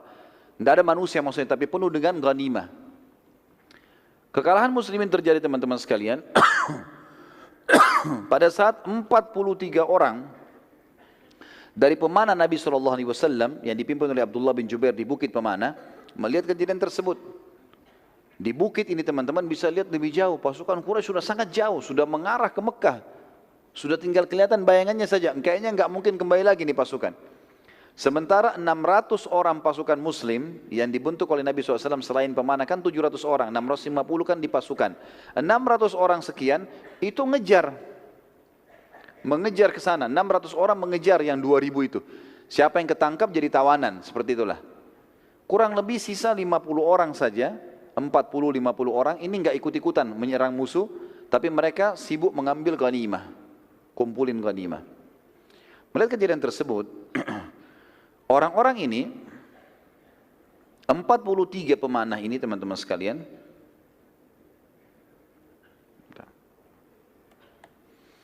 mereka melihat tempat itu kosong, mereka bilang, sudah enggak ada musuh, ayo kita turun bantu sahabat saudara-saudara kita untuk ngumpulin ghanimah. Kata Abdullah bin Jubair, ingat pesan Nabi SAW, jangan tinggalkan bukit, menang atau kalah, sampai tunggu instruksi. Tapi gak ada lagi, musuh gak ada. Subhanallah, dari 50 orang, 43 turun. Berkhianat di sini turun mereka. Ya, di sini kita katakan berkhianat teman-teman sekalian, bukan aib untuk para sahabat, tapi untuk individu yang melakukannya. Karena definisi sahabat jauh lebih luas masalah ini. Maka turunlah 43 orang itu, ikut kumpulin ghanimah. Karena sisa 7 orang, saya tadi di awal peperangan ini menceritakan teman-teman ada 200 pasukan kudanya Quraisy sembunyi di sebuah lembah. Tapi 50 pemanah tahu ini, sehingga mereka kalau mau menyerang dipanahin. Mereka tidak berani maju. Satu kali lemparkan 50 anak panah. Mereka cuma 200 orang, bisa habis ini kalau dipanah dengan 3 kali 4 kali panah gitu. Waktu melihat 43 orang ini turun, yang 7 orang ini sibuk nasihatin teman-temannya, jangan turun, jangan turun. Khalid bin Walid gunakan kesempatan, keluar dari lembah. Manuver, dia naik di atas bukit pemanah lalu dibunuh yang 7 orang. Sahabat ini. Waktu dibunuh 7 orang, jangan lupa tadi di kancah peperangan sisa berapa orang? 50. Ditambah dengan 43 orang, 90 orang sekian. Ya. Cuma ini jumlahnya pasukan muslimin, yang lainnya jauh di depan sana. Maka yang terjadi, 200 orang ini membunuh yang 7 orang, kemudian mereka menyerang dari belakang. Dan ini pasukan kuda ini sama dengan kalau kita tank sekarang. Kuat sekali. Kudanya bisa menyerang, dia bisa menyerang. Lalu Khalid bin Walid menyeranglah pasukan yang 90 itu. Yang ada di depan. Dari belakang nih. Begitu mereka menyerang, mereka berhasil sampai ke benderanya orang-orang musyrik. Hamzah, Ali dan Asim ikut dengan 600 itu. Menyerang musuh ke depan. Bendera Quraisy sudah dianggap kalah kan di belakang. Tidak berpikir kalau ada pasukan dari belakang. Maka akhirnya bendera kembali dinaikkan. Pada saat dinaikkan bendera dan 90 orang itu kocar kacir semuanya karena kaget diserang dari belakang gitu kan. Ada beberapa yang jadi korban. Maka Khalid bin Walid dan pasukannya meneriakkan yel-yel Quraisy. Sambil angkat bendera dikebar-kebarin, sambil teriak-teriak angkat yel-yelnya. Maka orang-orang Quraisy yang dari jauh, itu rupanya ada yang dengar, saling mengingatkan, ada bendera berdiri, bendera berdiri. Akhirnya pasukan yang sudah jauh kembali. 2000 lebih itu kembali.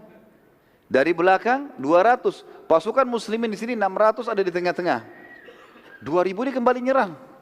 Gitu kan? Rupanya waktu mendengar yel-yel Quraisy di belakang, pasukan yang 600 muslimin juga balik ke belakang. Ini ada apa ini? Rasulullah ada di belakang ini. Kita harus kembali. Kembalilah 600 orang itu. Itu waktu kembali diceritakan bagaimana kacaunya. Pasukan muslimin kembali. Yang 600 ini yang 90 melarikan diri. Ya, tabrakan dan 200 nyerang dari belakang. Yang 2000 datang dari sana. Jadi sangat luar biasa. Kocar kacir. Sampai ada muslim membunuh muslim yang lain pada saat itu.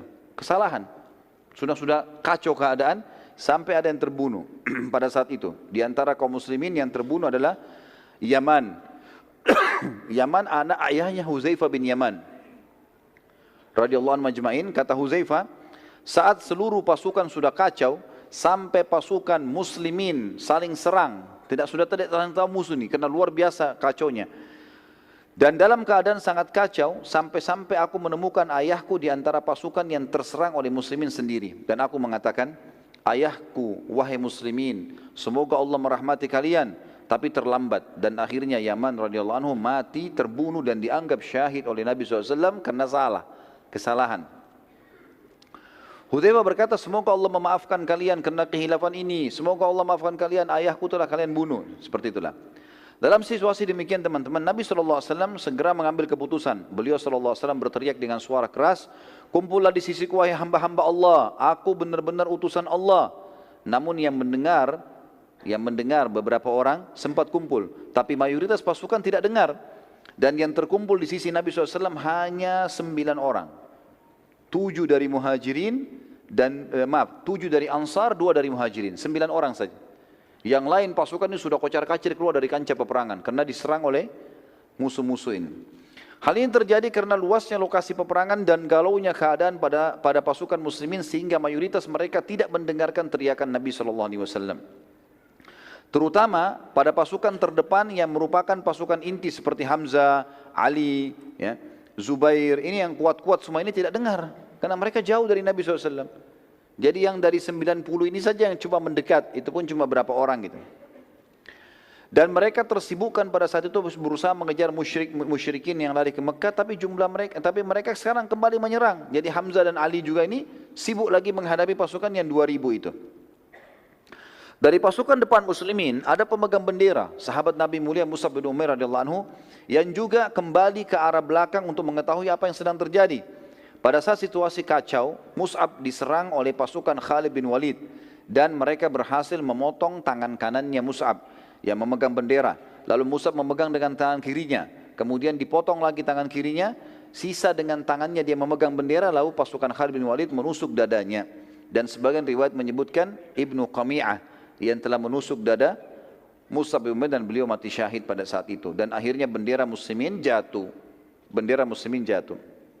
Dari sisi lain Hamzah dan pasukan muslimin lainnya yang masih di depan tidak menyadari adanya serangan dari belakang. Dan bagaimana kacaunya keadaan pasukan pada saat itu, serta serangan Khalid bin Walid.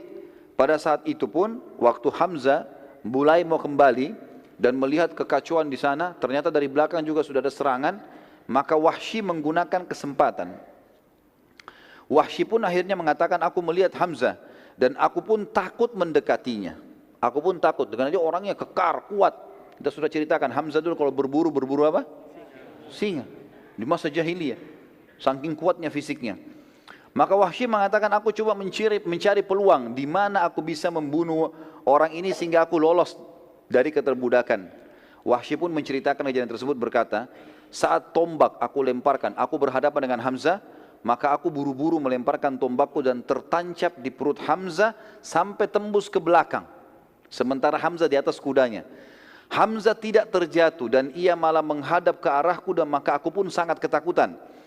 Dan ia terus saja mengejar ke arahku sampai aku berusaha melarikan diri secepat mungkin. Hamzah pakai kuda, tapi dia tertusuk ini, tombak. Orang lain sudah mati nih. Tapi Hamzah dengan izin Allah sementara masih bisa lari.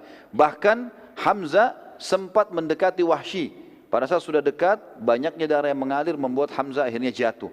Kata Wahsy pada saat itu pun akhirnya, aku berhasil lolos dari keterbudakan karena Hamzah sudah mati. Dan aku mencabut tombakku dari tubuh Hamzah setelah aku yakin pastikan dia sudah meninggal. Tentu dengan berjalannya waktu teman-teman sekalian, Wahsy ini masuk Islam nanti. Masuk Islam, ada kisahnya begitu ya. Dan dia berkata, masih saja aku dihantui perasaan bersalah karena telah membunuh paman Nabi SAW dan tidak akan bisa terbayar kecuali dengan mati syahid di jalan Allah. Dan aku membunuh pemimpin orang kafir yang setimpal kedudukannya dengan Hamzah. Akhirnya Wahsy pun memenuhi niatnya dan dialah satu-satunya yang telah membunuh Musailamah Al-Kadzab, orang yang mengaku Nabi. Pada saat akhir hidupnya Nabi SAW dan pada saat Nabi meninggal di pasukan Abu Bakar, Wahsy ikut. Dan Wahsy membunuh Musailamah Al-Kadzab dengan tombak yang dia pakai bunuh Hamzah. Dia bersihkan, dia rapikan, lalu dia tombak ke arah yang mirip dengan Hamzah. Maka dia mengatakan, Wahsy berkata, inilah imbalan atas terbunuhnya paman Nabi SAW. Dan juga perlu diketahui pada saat Wahsy masuk Islam, Nabi SAW menerima Islamnya. Tapi Nabi mengatakan, wahai Wahsy, jangan sering tampil di hadapanku. Begitu saja. Karena Nabi masih ingat. Ya. Hamzah ini pada saat terbunuh, nanti kita akan lihat bagaimana korban-korban Uhud. Luar biasa menyedihkan. Gitu kan? Nabi SAW kata Umar bin Khattab, belum pernah kami lihat Nabi SAW menangis seperti menangisnya pada saat lihat jenazah Hamzah. Hidungnya terpotong, darah semua, dadanya terbelah, segala macam ini. Ya. Hal-hal yang buruk sekali. Nabi SAW, kita kembalikan cabang peperangan, mengatakan, wahai muslimin, kumpullah di sekitarku, wahai hamba-hamba Allah, aku benar-benar utusan Allah. Para sahabat berusaha kumpul dan tadi hanya terkumpul sekitar 9 orang, 7 dari Ansar dan 2 dari Muhajirin. Sementara pasukan Khalid bin Walid melihat kesempatan ini untuk menyerang Nabi SAW. Karena waktu Nabi teriak, akhirnya ditahu posisinya Nabi oleh pasukannya Khalid bin Walid. Pasukan yang 600 sekarang sudah akan berhadapan dengan yang 2000 sekian. Maka pasukan Khalid bin Walid yang 200 ini mengarahkan, karena yang 90 sudah kacau balau dari pasukan muslimin, mengarahkan ke arah suara Nabi SAW. Pada saat itu teman-teman sekalian, 9 orang sahabat ini berusaha untuk membela Nabi SAW, tapi semuanya terbunuh 9-9-nya di tangan Khalid bin Walid dengan pasukannya. Terbunuh semuanya, karena mereka jalan kaki. 200 orang ini semua berkuda. Sampai tertinggal Nabi SAW. Utbah bin Abi Waqqas dan Abdullah ibn Abi Kami'ah. Ini Utbah, saudaranya Sa'ad bin Abi Waqqas ya. Tapi dalam keadaan kafir, ikut dengan pasukan musyrikin. Utbah bin Abi Waqqas dan Abdullah bin Abi Kami'ah, keduanya dari pasukan Khalid berusaha menyerang Nabi SAW. Dan Nabi SAW saat itu masih ditemani oleh satu orang sahabat. Maaf, tadi bukan tinggal sendiri, tapi ada satu orang, Talha bin Ubaidillah. Dan menyusul sahabat yang lain menyusul, datang itu Sa'ad bin Abi Waqqas, saudaranya Utbah. Lalu duanya mendampingi Nabi SAW. Keduanya berusaha bertahan, namun beliau SAW bersama dengan sahabat ini, dua-duanya, tiga-tiganya jatuh ke dalam lubang yang telah dibuat oleh Abu Amir. Yang tadi kita sudah sebutkan namanya, orang yang mau mengaku raja kemudian tidak jadi di Madinah. Dan dia diberikan julukan Abu Amir al-Fasiq, orang fasikin, karena dia dianggap orang yang buruk. Dalam situasi seperti itu, Nabi SAW masuk dalam lubang, kemudian juga Sa'ad masuk dalam lubang, Talha masuk dalam lubang yang bersebelahan, berbeda gitu. Maka Abdullah bin Abi Kami'ah segera menghantamkan pedangnya dari atas lubang ke arah punggung kanan Nabi SAW. Dan pada saat itu Nabi SAW terkena punggung sebelah kanan Nabi SAW. Tapi ada baju besi. Dan tidak melukai Nabi SAW. Tapi Nabi mengatakan dalam sebuah riwayat sahih, aku masih merasakan sakitnya selama sebulan, pukulan itu. Dan ini menandakan teman-teman sekalian, Nabi saja bisa merasakan sakit, apalagi manusia biasa, gitu kan? Wajar itu. Lalu Ibnu Kami'ah menyerang Nabi SAW lagi ke arah punggung kiri beliau SAW. Dan karena kerasnya pukulan ke arah punggung kiri, karena dia pikir punggung kanan sudah dia pukulkan punggung kiri, Nabi SAW coba menangkisnya, berusaha membela, tapi topi besi Nabi SAW ada beberapa jaring besi turun dari sisi kanannya. Itu sempat kena pedangnya Ibnu Kami'ah dan menancap di pipi Nabi SAW, pipi kanan Nabi ya. Dan pada saat itu akhirnya berdarah, mengeluarkan darah. Dan kena kerasnya pukulan besi pedang tersebut sampai akhirnya gigi geraham Nabi SAW pecah pada saat itu. Talha bin Ubaidillah berhasil naik dari lubang sebelah. Sementara proses ini terjadi, Ibnu Kami'ah menyerang Nabi SAW dan Nabi agak sulit dalam lubang, gitu kan, terus diserang dengan pedang. Maka dia berusaha menyerang Ibnu Kami'ah serta Utbah, yang keduanya berusaha untuk menyerang Nabi ini. Sisa pasukan Khalid bin Walid berusaha menyerang Talha bin Ubaidillah, sementara ia terus melawan sendirian sampai seluruh dada dan tubuhnya dipenuhi anak panah, juga tebasan-tebasan pedang. Semuanya, punggungnya semua anak panah, depannya semua anak panah, tebasan pedang kiri kanan. Tapi subhanallah masih hidup. Talha bin Ubaidillah ini salah satu dari 10 yang dijamin masuk surga ya, radhiyallahu anhum. Sampai Abu Bakar mengatakan Uhud, perang Uhud ya, yang panen pahalanya Talha, miliknya dia sudah. Sampai waktu itu Talha bin Ubaidillah berusaha menarik Nabi SAW untuk keluar dalam kondisi begitu ya. Dia tutupi lubang, terus orang-orang kafir 200 orang ini berusaha menyerang dia gitu kan, sendirian. Sampai dia berhasil berusaha menarik Nabi SAW. Dan waktu Nabi naik ke atas, beliau sempat mencabut dengan giginya besi yang masuk ke pipi Nabi SAW. Dengan giginya, sehingga kedua giginya di depan itu tanggal, jatuh. Dan para sahabat mengatakan, kami melihat setelah tanggalnya gigi Talha di Uhud, Allah memberikan dia ketampanan ekstra. Justru Allah buat orang-orang tambah suka melihat wajahnya. Padahal kedua giginya jatuh karena menarik besi itu. Dan ini bentuk penghormatan pada Nabi SAW. Dia bukan tarik dengan tangannya, dia tarik dengan giginya untuk menjaga kesantunan dengan Nabi SAW. Pada waktu yang bersamaan setelah itu teman-teman sekalian, pasukan Khalid bin Walid lagi sibuk menyerang Talha bin Ubaidillah dan Sa'ad bin Abi Waqqas hanya keluar juga dari lubang sebelah. Mereka berusaha, datanglah pasukan Ali, Zubair, ya, datang. Hamzah kan sudah terbunuh tadi dengan pasukan lainnya. Mereka berusaha membela Nabi SAW dan terjadilah pertempuran seru pada saat itu di lubang yang terdapat Nabi SAW. Pada saat waktu yang bersamaan juga datang sahabat Nabi yang mulia yang telah memegang pedang Nabi SAW, namanya Syammah bin Harith atau Abu Dujana tadi. Kemudian berusaha untuk menutupi Nabi SAW dengan tubuhnya, sehingga seluruh tubuhnya dikenai dengan sabetan pedang. Jadi dia berusaha tangkis dari sini, ini yang nyerang 200 orang ini. Sementara yang datang beberapa sahabat ini tidak sampai 10 orang. Ibnu Kami'ah dan sisa pasukan Khalid akhirnya terpukul mundur karena keteguhan sahabat-sahabat ini. Namun Ibnu Kami'ah saat mundur bersamaan dengan waktu itu, sebagian pasukan Khalid bin Walid sedang menebas tangannya Mus'ab. Dan Mus'ab bin Umair wajahnya mirip sekali dengan wajah Nabi sallallahu alaihi wasallam. Maka Ibnu Qami'ah datang, lalu pada saat tangannya Mus'ab sudah putus dua-dua dan dia pegang dengan sisa tangannya bendera, maka Ibnu Qami'ah datang menusuk dadahnya Mus'ab, mati syahid. Lalu dia teriak, apa kata Ibnu Qami'ah? Aku telah membunuh Muhammad, Muhammad telah mati, aku telah membunuh Muhammad, Muhammad telah mati. Ini teman-teman, kalimat ini pada saat itu bertepatan diucapkan pasukan Quraisy yang 2000 tiba. Pasukan yang 600 ini menghadapi yang dari belakang, dan ini juga berita kalau Nabi SAW terbunuh. Kata para ahli sejarah, ini sampai seperti virus yang masuk di tengah-tengah muslimin. Sampai Umar bin Khattab yang sangat kuat dengan Sa'ad bin Mu'adz, orang yang sangat kekar dalam pendiriannya, mereka bercerita mengatakan, kami berdua terduduk ke di tanah kancah peperangan karena tidak yakin lagi sudah. Maksudnya tidak tahu lagi bisa menang atau tidak kalau Nabi SAW sudah terbunuh. Kondisinya sudah kocar-kacir ini. Dan siapapun yang duduk di tanah pada saat itu oleh Quraisy tidak diganggu. Dianggap dia menyerah. Seperti itulah. Pada saat itu teman-teman sekalian, sementara muslimin kocar-kacir, ada sahabat satu, tadi sudah kita sebutkan namanya. Namanya Anas bin Nadhr, yang sempat bilang, ya, demi Allah saya telah ketinggalan peperangan pertama bersama Nabi SAW melawan Quraisy di Badar. Kalau ada peperangan lagi setelah hari ini, saya akan melakukan perbuatan yang membuat Allah ridha. Tiba-tiba dia berdiri. Lalu kemudian sendiri ini, dia melawan yang 2000 itu. Dia menuju ke yang 2000 itu. Umar bin Khattab sempat bilang, mau kemana kau? Dia bilang ke arah Uhud. Kancah peperangan. Kata Umar sama Sa'ad, tapi Rasulullah SAW sudah mati. Beritanya begitu. Anas menjawab dengan kalimat luar biasa. Apa dia bilang?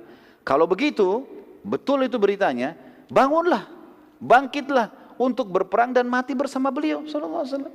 Kenapa malah diam? Ayo mati gitu. Dan terbunuh itu jauh lebih mulia. Dan sungguh, hai Umar dan Sa'ad, aku mencium bau surga di arah Uhud. Kemudian beliau radhiyallahu anhu menyerang pasukan kafir sampai terkoyak, dan waktu dicari tidak ditemukan potongan badannya, terkoyak-koyak oleh musuh, gitu kan? Tapi mati syahid di sini. Umar mengatakan, dan Sa'ad dua-duanya, sungguh kalimat Anas telah membakar kembali semangat kami, dan kami saling berkata, benar, kenapa kita tinggal diam? Maka keduanya pun kembali ikut berperang, dan mulai, entah harus mulai dari mana, tapi mereka berperang. Umar berkata, aku pun coba mengumpulkan senjata apa saja yang aku bisa, lalu aku pakai menyerang. Sa'ad juga berkata, kami lalu berusaha mengikuti saja Anas. Anas kemana kita ikutin sampai dia terbunuh oleh musuh. Apa yang dia buat kita ikutin semampu kita. Sudah nggak tahu harus buat apa lagi. Kata Sa'ad, setelah peperangan selesai, kepada Nabi SAW, Sa'ad berkata kepada Nabi SAW pada saat perang selesai, demi Allah ya Rasulullah, kami tidak dapat mengikuti gerakan dan keberanian Anas. Luar biasa, kita tidak bisa. Waktu perang sudah selesai. Anas bin Nadhr radhiyallahu anhu, maka pada saat itu teman-teman sekalian, pada saat selesai peperangan dan jenazah muslimin dikumpulkan, maka jenazah Anas bin Malik sulit untuk ditemukan, dikatakan, dan dikenal, dan yang mengenal hanya saudarinya dari tanda lahir di tangannya. Ada tanda lahir di tangannya. Itu karena pada tubuh Anas ditemukan 83 luka dari anak panah, goresan dan lemparan tombak serta sabetan pedang. Pada saat itu teman-teman sekalian, sementara bendera kaum muslimin jatuh dan bendera musyrikin juga masih jatuh, pasukan Khalid bin Walid sempat mengambilnya. Tapi waktu mulai dilawan oleh Ali, oleh Zubair, maka mereka mulai melarikan diri lagi, yang 200 ini. Tiba-tiba saja seorang wanita bernama Amrah dari suku Abduddar, ia mengangkat bendera musyrikin. Melihat bendera musyrik berdiri, maka Abu Sufyan dan sisa pasukan musyrikin pun kemudian berkumpul di sekitar bendera. Dari sisi muslimin, Ali bin Abi Thalib juga kembali mengangkat bendera muslimin, yang akhirnya membuat umumnya muslimin yang masih tersisa di kancah peperangan, mereka berkumpul pada bendera itu. Namun Nabi SAW memerintahkan agar pasukan muslimin mundur ke arah Uhud, menyandar sampai merapat di gunung. Maka melihat bendera muslimin menuju Uhud, sisa pasukan pun ikut akhirnya. Seluruh muslimin mulai berkumpul di situ.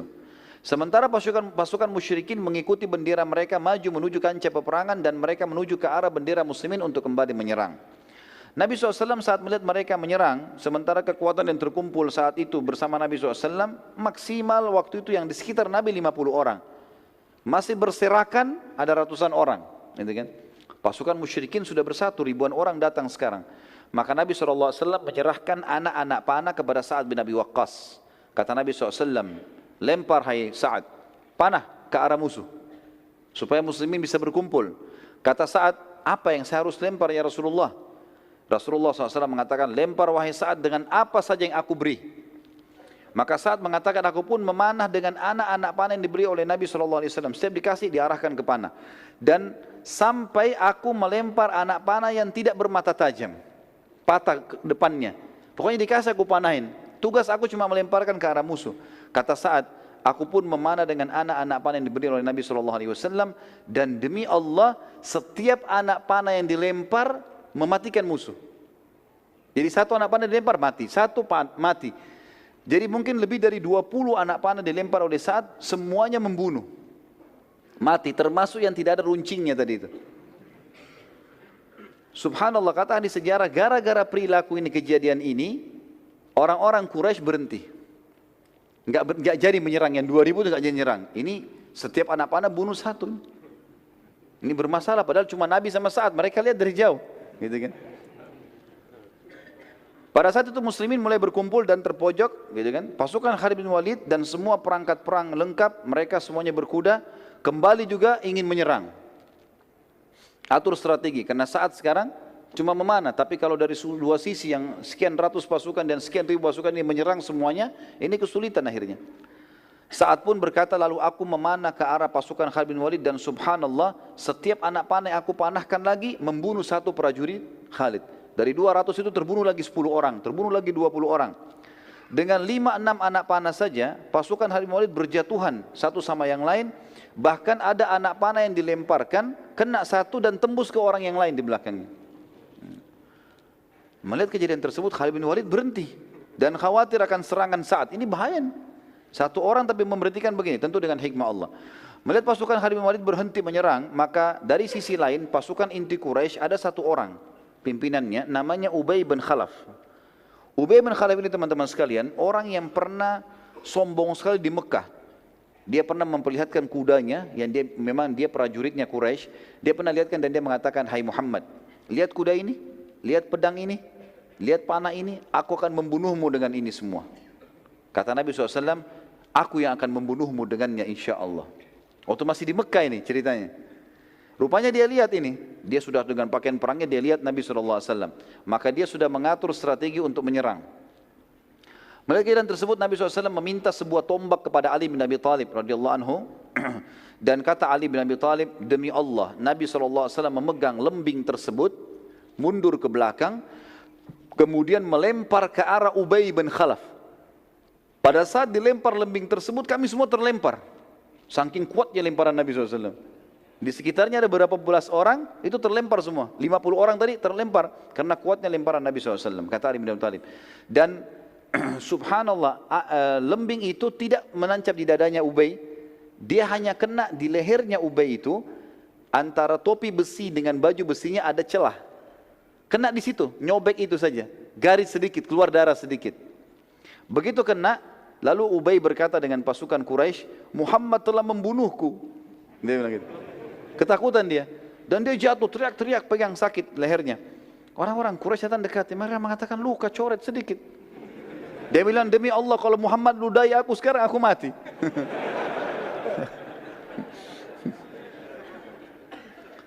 Pada saat dia balik ke Mekah, ini kita cerita selesai peperangan, mereka balik ke Mekah, ternyata betul Ubay ini sakit parah gara-gara luka itu dan tidak bisa sembuh. Dan akhirnya mati gara-gara itu. Dan ini kena hadis Nabi SAW yang sangat tegas ya. Kata Nabi SAW, sungguh murka Allah memuncak kepada orang yang telah dibunuh oleh nabinya. Nabi SAW jarang membunuh. Tapi kalau orang itu dibunuh oleh Nabi berarti luar biasa orangnya. Dan orang ini karena pernah mengancam Nabi SAW di Mekah, maka akhirnya Allah SWT mudahkan dia mati di tangan Nabi SAW. Nabi SAW akhirnya menyuruh pasukan muslimin untuk naik ke atas bukit. Saya percepat saja. Kemudian beliau SAW tidak mampu lagi naik karena letih. Lalu beberapa orang sahabat diantaranya Talha bin Ubaidillah kembali radhiyallahu anhu yang penuh dengan anak panah, yang penuh dengan sabetan pedang. Kemudian tunduk dan membiarkan Nabi SAW menginjak punggung beliau radhiyallahu anhu. Kemudian Nabi SAW pun naik. Kata dia, ya Rasulullah, naiklah. Naiklah wahai Nabi Allah ke atas pundak. Maka naiklah Nabi SAW sampai akhirnya berhasil menaiki bukit atau gunung Uhud itu sendiri. Para sahabat pun naik bersama dengan Nabi SAW, dan pada saat Nabi SAW di atas dan para sahabat sudah naik ke atas, bersembunyi di atas, sempat Uhud goyang. Maka Nabi SAW menyentakkan kakinya sambil mengatakan, tenanglah hai Uhud, sesungguhnya di atasmu ada seorang Nabi, ada Siddiq, Abu Bakar, dan ada syahidan. 2 orang mati syahid, ada Uthman dan ada Ali, ada Umar dan ada Uthman radhiyallahu ajma'in gitu. Pasukan Quraisy kemudian mendekati sekitar gunung Uhud di tempat para sahabat sembunyi, lalu Abu Sufyan selaku pemimpin pasukan berteriak dengan suara keras mengatakan, apakah masih ada Muhammad di antara kalian? Nabi SAW mengatakan, jangan ada yang jawab. Abu Sufyan tanya lagi, apakah masih ada Abu Bakar di antara kalian? Nabi SAW mengatakan, jangan ada yang jawab. Abu Sufyan tanya lagi yang ketiga kali, apakah ada Umar di antara kalian? Maka Nabi SAW mengatakan, jangan ada yang jawab. Abu Sufyan mengatakan, kalau ketiga orang itu sudah tidak ada, berarti urusan kalian sudah habis. Artinya dia tahu kekuatan muslimin di Nabi, di Abu Bakar dan Umar, gitu, radhiyallahu anhu ajma'in. Umar bin Khattab waktu itu tidak bisa tahan teman-teman sekalian, lalu kemudian dia teriak mengatakan, semoga Allah menghinakanmu, wahai musuh Allah. Mereka semua masih hidup. Dan Abu Sufyan ini tahu suaranya Umar. Maka Abu Sufyan bilang apa? Demi Allah hai Umar, aku lebih percaya kamu daripada Ibnu Qami'ah. Tadi Ibnu Qami'ah siapa? Yang menyebarin isu kalau dia bunuh Nabi SAW kan? Aku telah bunuh Muhammad, kan dia yang sebarin. Kata Abu Sufyan, demi Allah aku lebih percaya kau daripada Ibnu Qami'ah. Berarti betul Nabi SAW masih hidup. Lalu kemudian Abu Sufyan mengatakan, telah menang Hubal, patungnya mereka kan? Kata Nabi SAW, tidakkah kalian jawab? Kata Umar, apa kami jawab ya Rasulullah? Kata Nabi SAW, jawab, katakan, Allah jauh lebih mulia dan terhormat. Maka Umar berkata, Allahu a'az wa akram. Allah itu lebih mulia dan lebih terhormat. Abu Sufyan berkata lagi, kami memiliki Al-Lat dan tidak ada Lat untuk kalian. Lat ini nama patungnya mereka. Umar menjawab, Allah satu-satunya tempat bersandar kami. Abu Sufyan berkata lagi, sungguh inilah imbalan atas kekalahan kami di Badar. Perlu aku ingatkan bahwa pada jenazah-jenazah kalian terdapat mutilasi dan pengerusakan pada jasad mereka yang tidak aku perintahkan dan tidak aku larang. Pasukanku ini ada yang mutilasi loh, ada yang potong-potong tangan, ada yang potong kuping, ada yang potong hidung. Tapi ini tidak aku perintahkan dan aku juga tidak larang karena mereka dendam kejadian di Badar. Umar menjawab, sungguh korban kami pasti masuk surga dan korban kalian masuk neraka. Lalu pasukan Quraisy balik menuju ke arah Mekah teman-teman sekalian, sementara Nabi SAW dan para sahabat sibuk mengurus jenazah mujahidin. Nabi SAW sempat menanyakan beberapa orang sahabat, diantaranya Sa'ad ibn Rabi' radhiyallahu anhu yang ada ditemukan diantara korban muslimin. Dan Nabi SAW berkata kepada para sahabat, carikan untuk saya Sa'ad ibn Rabi'. Para sahabat menyebar, sampai hanya ada seorang sahabat menemukan dia lalu berkata, wahai Sa'ad, Sa'ad lagi penuh dengan darah, lagi sementara mau sakarat ya. Maka dia mengatakan, wahai Sa'ad, Rasulullah menanyakan tentangmu. Kata dia, sampaikan salamku kepada Nabi SAW dan katakan kepada beliau, kalau semoga Allah membalas beliau dengan sebaik-baik balasan. Dan ya, sampaikan kepada beliau, kalau Sa'ad sudah mencium bau surga. Lalu kemudian dia bilang, sampaikanlah kepada sukuku, bahwasanya tidak ada uzur buat kalian meninggalkan Nabi SAW, sementara kalian tahu kebenaran di bawahnya, maka matilah di bawah agamanya. Saat berkata, jadi kalimat ini semua diucapkan, kemudian dia mengatakan, aku mencium bau surga, lalu wafatlah Sa'ad radhiyallahu anhu. Terbunuh kurang lebih 70 orang sahabat Nabi di perang Badar, di perang Uhud, diantaranya Hamzah radhiyallahu anhu. Dan kita tutup teman-teman sekalian dengan kisah mutilasinya Hamzah ini ya. Waktu jenazah Hamzah ditemukan, dan pada saat itu Hindun binti Utbah yang memang dendam dengan Hamzah, dia memanggil Wahsy. Manggil Wahsy kembali, dia mengatakan, belahkan untukku dadahnya, karena aku mau mengambil jantungnya. Beberapa buku sejarah yang mengatakan ini kisah dibenarkan, ada yang mengatakan juga ini tidak dibenarkan, nanti diragukan. Tapi kita ambil pendapat yang mengatakan dibenarkan, maka dibelahlah dada Hamzah. Karena riwayat yang sahih menjelaskan waktu Umar menceritakan nangisnya Nabi SAW melihat jasadnya Hamzah, ini menguatkan itu. Maka dibelahlah dada Hamzah, terjadi mutilasi, bagian hidungnya dipotong, dadanya dibelah, lalu dicabut jantungnya, dan Hindun berusaha memakannya tapi dia tidak mampu karena tidak mungkin makan mentah. Lalu kemudian dia mengatakan, inilah pembalasan karena kau telah membunuh ayahku, pamanku dan saudaraku. Akhirnya Hamzah pun radhiyallahu anhu di situ dibiarkan, digeletakin dan dilumurin dengan darah. Lalu kemudian mereka pun pulang ke Mekah. Allahu a'lam. Ini bahasan tentang perang Uhud tentunya teman-teman sekalian, dan nanti akan kita sampaikan, pertemuan akan datang perang Hamrat Asad. Jadi fase menangnya muslimin sudah kita jelaskan, fase kalahnya muslimin sudah kita jelaskan dan sebabnya. Nanti kita lihat ada fase kemenangan muslimin, dikenal dengan perang Hamrat Asad. Walaupun sebenarnya ini adalah lanjutan perang Uhud. Kenapa dikatakan perang Hamrat Asad? Karena Hamrat Asad nama sebuah tempat di mana Nabi SAW menyerang kembali Quraisy ke situ. Dengan pasukan yang luka-luka ini Nabi nyerang kembali. Nanti akan kita ceritakan pada pertemuan kita yang akan datang insyaAllah. Baiklah, mungkin begitu bahasan kita insyaAllah. Semoga Allah SWT berkahi majlis kita dan dijadikan sebagai tambahan amal kita pada hari kiamat. Dan semoga saja semua amal yang pernah kita kerjakan, sekecil sampai sebesar apapun, sampai menjelang ajal datang nanti diterima dengan kemahamurahannya. Dan semoga semua dosa yang pernah kita kerjakan sampai juga menjelang ajal datang dibanti dengan kemahamurahannya menjadi pahala.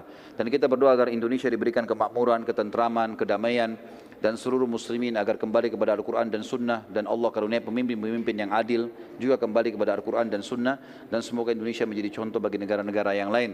Dan terus kita mendoakan saudara kita di Palestina, di Syria, di Yaman, di Irak, di Myanmar, di Ahsa, dimanapun mereka sedang tertindas, semoga Allah ikhlaskan niat mereka, terima para syuhada mereka, muliakan Islam di tangan mereka dan tangan kita semua, dan semoga Allah partisipasikan kita bersama mereka di pahala, baik dengan doa, dengan harta, juga dengan jiwa kita, dan semoga Allah dengan kemahamurahannya menyatukan kita semua di surga firdausnya tanpa hisab, dimana kita di majlis ilmu yang mulia ini. Kalau ada benar dari Allah, kalau saudara saya mohon dimaafkan. Subhanakallahumma bihamdika, asyhadu an la ilaha illa anta astaghfiruka wa atubu ilaik. Wassalamualaikum warahmatullahi wabarakatuh.